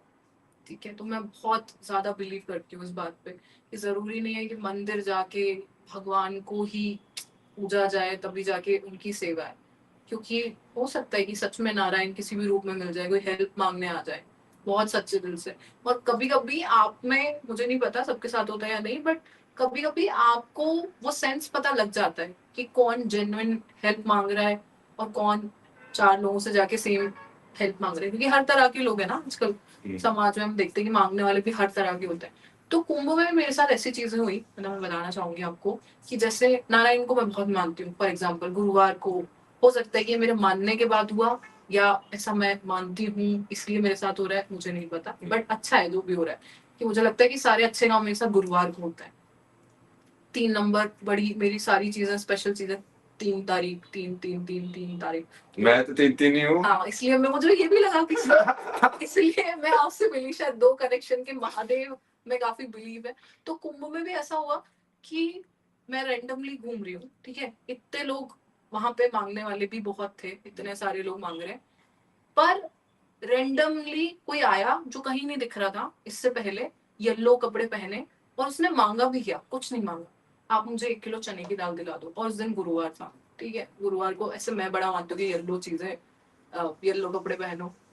भाई मैंने बिना एक अपना दिमाग लगाए उसे चने की दाल दिला दी, ठीक है। फिर एक दिन ऐसा हुआ कुंभ में घूमते घूमते, जबकि मैं बिल्कुल वो नहीं कर रही थी कि यहाँ पे पैसे दान दे दिए, वहां पे पैसे दान दे दिए, यहाँ पे किसी को कुछ दे दिया, बट ऐसे जब भी हुआ तो मैंने कभी उसको डिनाई नहीं किया। फिर एक दिन एक बाबा जी आए जो कहीं नहीं दिख रहे थे, ऐसे कि किसी से मांग रहे हैं, सब लोगों से मांग रहे हैं, वो मुझसे मांगने की बात भी कहीं और मांग रहे हैं, ऐसा कुछ नहीं दिखा। वो आए, उन्होंने रैंडमली बोला मुझे कि कंबल दिला दो, मैंने कंबल दिला दिया, और किसी को बताया भी नहीं। मतलब बहुत सेटिस्फेक्शन, वो जो होता है ना कि बहुत प्योर वाली आपको फीलिंग आती है कि सच में कुछ ऐसा हो रहा है कि पता नहीं इस रूप में नारायण मिल जाएगा। उस टाइम बहुत जरूरत होती है कि आप इसे दिमाग ना लगाओ, अगर आप बिलीव करते हो। तो मुझे वो चीज वहां पे महसूस हुई, क्योंकि मैं बहुत फ्री माइंड के साथ घूम रही थी वहां पे, विदाउट किसी को ऐसे जज करेगी ये कर रहा है, ये वो कर रहा है। शुरू के दिनों में मेरे को बहुत कष्ट हुआ। मैं भी भीड़ चाल में चल के ऐसे बोल रही थी कि अरे यार क्या कर रहे हैं, वॉशरूम साफ नहीं है, ये तो कह रहे थे कि इतने सारे, फिर फैसिलिटी बनाई हुई है, बनाई हुई है, फैसिलिटीज तो थी वहाँ पे, फैसिलिटीज तो थी, फैसिलिटीज तो धीरे पूरी धीरे थी, मुझे खुद लगा अरेंजमेंट भी काफी बढ़िया से की थी, ऐसा नहीं है। बट वही ना, आई थिंक वो थोड़ा मैनेजमेंट के हिसाब से ही वो होता है, सेल्फ की जिम्मेदारी नहीं निभा रहे सेल्फ ना। की जिम्मेदारी भी होती है। और वही, तो फिर मुझे भी लगने लगा कि यार भाई लोग मर रहे हैं यहाँ पर आने के लिए, और मुझे ये गोल्डन चांस मिल रहा है जहाँ पे मैं इतना कुछ एक्सपीरियंस कर रही हूँ। तो 2-4 दिन के बाद मैंने कोई कंप्लेंट नहीं करी, जैसा चल रहा है। मैं, लोगों को लग रहा था कि मुझे, मैं बहुत वीआईपी तरीके से घूम रही हूँ, तो मैं बताना चाहूंगी भाई मैं बराबर पैदल चल रही थी, ऐसा नहीं, ठीक है, हमारी पास गाड़ी होती थी लेकिन वो एक पॉइंट तक ही आती थी। स्पेशल डेज पर जब हमें कवरेज करना होता था, लाइक मकर संक्रांति पे, मकर संक्रांति के दिन मैं खुद 17 किलोमीटर चली हूँ। ऐसे मैं कोई मैराथन रनर नहीं हूँ, और ना ही मैं डेली वॉक करती हूँ, बट मैं चली क्योंकि जो एक्सपीरियंस हो रहा था वो बहुत अद्भुत था। तो कुंभ से आने के बाद मैंने ये खुद को कहा भी, और अभी मुझे लग रहा है कि मैं इस चीज में थोड़ी आगे भी बढ़ गई हूँ, कि पहले मैं और जितना ज्यादा जज करती थी वो अब ना करूं, जो भी है उसको बहुत इजीली एक्सेप्ट कर लूं। हर बार जरूरत नहीं होती, मतलब शायद कमियां निकालने की या कुछ भी जज करने की, तो वो जजमेंटल वाली जो थोड़ी मेरे अंदर थी चीज, मुझे नहीं पता उसकी फ्रिक्वेंसी पहले कितनी थी, क्योंकि मैं पहले भी कोशिश करती थी, लेकिन फिर भी थी, जो कुंभ जाके मैंने फील किया। तो वो मैंने अपने अंदर कोशिश आप करी तो कि बहुत बढ़िया इंसान हो, आपके वो, आप उस चीज को सेल्फ रिफ्लेक्शन बोलते हैं ना, कि इंसान के अंदर सेल्फ रिफ्लेक्शन हो रहा, कि जिसको पता होना कि हाँ मैं जज कर रहा हूँ। बहुत सारे लोगों को तो पता ही नहीं होता कि मैं जज कि वो जज कर रहे हैं उस चीज को, उनको सामने वाला बताएगा भी तो भी वो नहीं सुनेंगे उस चीज की। तो सेल्फ रिफ्लेक्शन वाले लोग ही हैं जो लाइक उस चीज को देखते हैं कि यार नहीं, मेरे को सही में, उनको दूसरे से पॉइंट आउट करने की जरूरत नहीं पड़ती है। दे विल सी यार, यार इस जगह पे मेरा बिहेवियर में भी यहाँ पे ऐसे हो सकता था, यहाँ पे ये चीज मैंने बेटर की है, यहाँ पे मैं इस चीज को ऐसे सोचते थे, अब मेरे पूरा ब्रेक हो गया, मैं तो ऐसे सोचता था इस चीज को। जैसे शुरू में जो वहाँ पे सदगुरु के वहाँ पे मैं आश्रम में गया, तो मुझे वो जो दंडवत प्रणाम था ना, वो करते हुए इतनी रेजिस्टेंस हुई ना मेरे अंदर, मैं बोला कि मैं क्या एक पत्थर के सामने ऐसे दंडवत प्रणाम कर रहा हूँ, क्योंकि मन मन में पूरा कंडीशनिंग थी बचपन से कि ये सब क्या है, मंदिर में जाके ऐसे करना, ये सब करना, मेरी तो बहुत स्ट्रॉन्ग थी, मतलब कि वो आर्य समाजी वो थे मेरे पापा, और लाइक वो बिल्कुल ही लाइक ऐसे मूर्ति पूजा नहीं, बिल्कुल ये नहीं। और फिर वो जहाँ मैं अपने, लेकिन मैं उस टाइम पे ना कॉन्शियस था, लेकिन मैं अपने अंदर देख रहा था यार कि कितनी स्ट्रगल हो रही है मेरे अंदर सिर्फ ये झुकने में। एंड वो क्यों हो रही है इतनी स्ट्रगल, क्योंकि कोई बड़ी चीज भी नहीं है, मतलब क्या है क्या हो जाएगा, कुछ नहीं होगा। बट वो एक बार जब वो टूटी तो उसके बाद तो धीरे धीरे like you keep on growing. But वो एक सेल्फ रिफ्लेक्शन वाली चीज से ही ग्रो होते हो तुम, जब तुम खुद के अंदर ऑब्जर्व करते हो कि यार ये चीज क्यों है मेरे अंदर, ये कहाँ से आई है। तो अब आप भगवान को क्या मानते हो, और आप स्पिरिचुअलिटी में अभी आप क्या करते हो? स्पिरिचुअलिटी में अभी मैं यही करती हूँ कि मैं अपने बिहेवियर में बहुत, जो भी अभी मुझ में खामियां हैं, ऐसा बिल्कुल नहीं है कि मैं कोई परफेक्ट इंसान हूँ, बहुत सारी खामियां हैं मुझ में। मेरी वजह से भी कई बार लोगों को हर्ट होता है, या मेरे बिहेवियर से भी उनको अच्छा नहीं लगता है। तो मेरा गोल यही है कि वो चीज़ें ना हो ज़्यादातर, और जितना मैं सोसाइटी को हेल्प कर सकूं, इन द सेंस मेरा ये मतलब नहीं है कि बहुत पैसों से या फिर बहुत मैं कोई एनजीओ खोलूं उसके बाद ही हेल्प करूं, बट जितना मैं काइंड हो सकूं ये जानने के बाद कि फॉर एग्जाम्पल, जैसे कि मैं छोटे छोटे आपको एग्जाम्पल्स देके बताती हूँ। जैसे कि हमारी सोसाइटी में हम इतने लोग देखते हैं, जैसे कि गार्ड हो गए या फिर कोई मॉल में काम करने वाले व्यक्ति हो गए, यहीं पे मान लो होटल में हेल्पर वगैरह ये हेल्पर हो सब गए, कितने सारे लोग रहते हैं जिनकी सैलरी होती है कुछ 8-10 हजार रुपए, मैक्सिमम 15 हजार रुपए। तो मैंने कई बार देखा है कि आप मंदिर जाते हो, आप इतना भगवान को मानते हो, आप इतना ज्यादा धार्मिक खुद को बताते हो, बट सेम आपका बिहेवियर इंसानों के साथ बिल्कुल ठीक नहीं। स्पेशली इन छोटे लोग जिनको सोसाइटी में बोला जाता है, जो अपनी कमाई के लिए थोड़ा बहुत काम कर रहे हैं, दिन भर काम कर रहे हैं, इतनी मेहनत कर रहे हैं। तो मुझे लगता है एक बहुत बड़ा कॉन्ट्रीब्यूशन हो सकता है, क्योंकि हो सकता है कि भाई वो भी अपनी जॉब से बहुत फ्रस्ट्रेटेड हो, उसकी कोई मजबूरी रही हो। जैसे हम, मैं जिस सोसाइटी में रहती हूँ, वो प्रखर भी जानते हैं कि वहाँ एक गार्ड भैया काम करते थे। तो अब आप सोचो कितना दुखद होता है ये जानना कि वो गार्ड भैया रात के 8 बजे से सुबह के 8 बजे तक एक टूटी चेयर पे, टूटी चेयर का लॉजिक मुझे ये बताया गया जब मैंने चेंज करने को बोली कि उनको नींद ना आ जाए, इसलिए मुझे भी वही लगा था कि यही लॉजिक बताइए। मुझे नहीं पता था आज तक, मुझे बड़ा बुरा लगा कि चेयर नहीं दे सकते उनको। ठीक है, मैंने कहा चलो ठीक है भाई। इस तरह की जॉब करने के बाद जिसमें उसको मात्र 10 हजार रुपए मिल रहे हैं, जब भी हमारी गाड़ी आई है, जब भी हम गेट के अंदर आए, उसकी स्माइल ऐसी कि मतलब आपका दिन बन जाए। ठीक है, इतने स्ट्रगल के बाद भी उसको क्या मतलब है, ना तो हम उसको पैसे दे रहे हैं, ना तो हम उसको खाने दे रहे हैं, ना तो हम उसको कोई सामान दे रहे हैं। और भी गार्ड आते हैं जो मुंह बनाए रहते हैं, जो हंसते नहीं है, जो परेशान रहते हैं, बट उस बंदे का करेज देखो। सबसे पहले तो मैं ऐसे लोगों को सैल्यूट करना चाहूंगी, इतनी प्रॉब्लम्स के बाद। फिर एक दिन जब इतना उसको मुस्कुराते देखकर हमने उनसे बात करी, तो हमें पता चला कि वो कितनी परेशानी में है।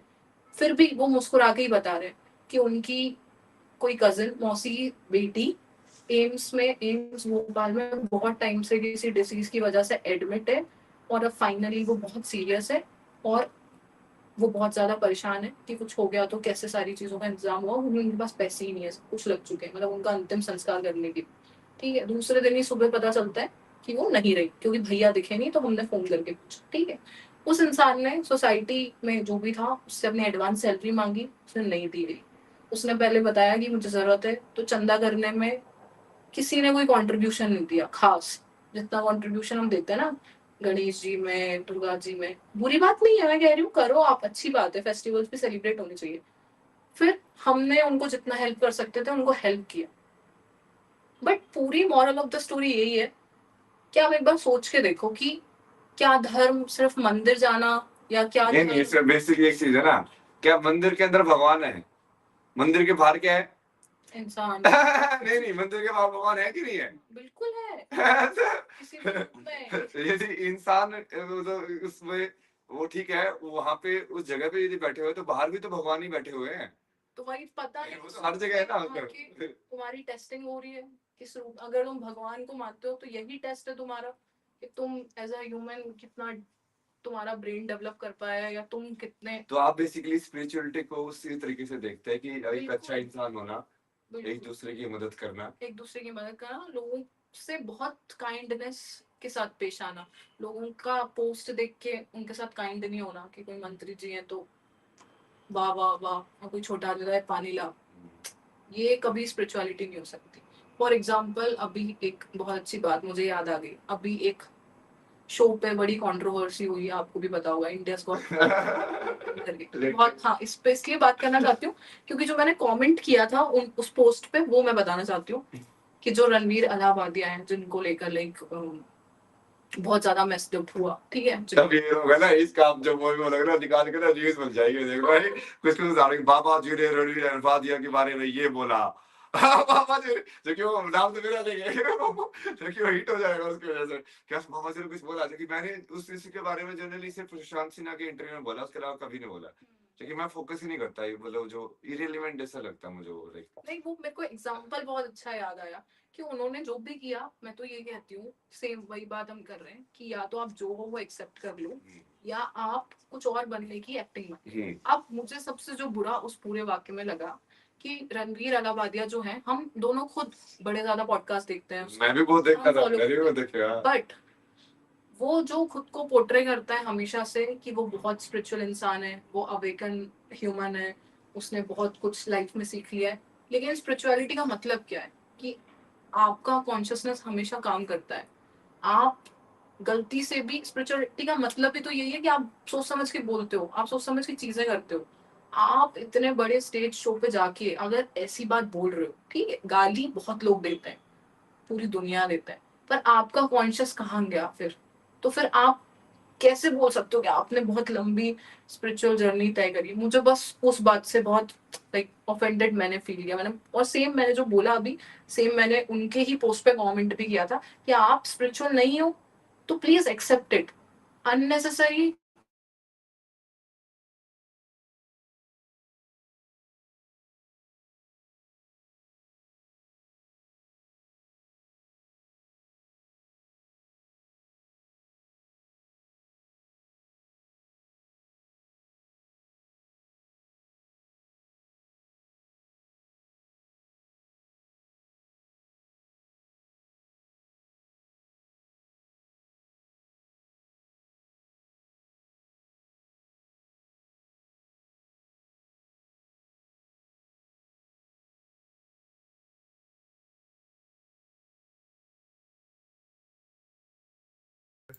तो बेसिकली अपना जो फोन है वो ऑफ हो गया है, तो इसी को हम एंड करेंगे यहीं पे। आई थिंक ये काफी बढ़िया इंटरव्यू हुआ है, and we learned a lot. अब इसको रिकैप भी कर सकते हैं, जैसे हमने स्टार्टिंग में पेरेंटिंग के बारे में पढ़ाई की, पढ़ाई तो क्या की, मतलब मेरे को सारी चीजें पढ़ाई क्यों लगती है, कि पेरेंटिंग के बारे में बात की कि पेरेंटिंग क्या होनी चाहिए, कैसे नहीं होनी चाहिए, पेरेंट्स यदि आप बनो तो यंग एज के अंदर तुमको क्या क्या चीज़ों को ध्यान रखना चाहिए, बच्चे को अपने मीनिंग ऑफ लाइफ बना के तो कभी पेरेंटिंग नहीं करनी चाहिए। तुमको आवाज़ आ रही है ना मेरी? हेलो हेलो हेलो, पहले आवाज़ बताओगे आ रही कि नहीं आ रही है, कि मैं अपने आप से बातें कर रहा हूँ?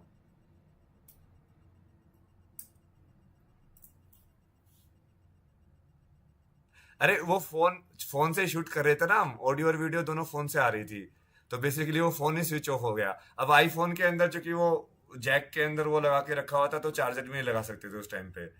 वो थोड़ा वो सेटिंग वेटिंग करने के टाइम पे भी बैटरी कंज्यूम हो गई। तो अभी अगली बार हमको पता चल जाएगा कि एक्चुअली इतना लंबा पॉडकास्ट कर सकते हैं, so we will take care of that, okay. But आज ऑडियो तो क्लियर की ना, आज ऑडियो में हमने अचीवमेंट कर लिया कि नहीं कर लिया, बोलो?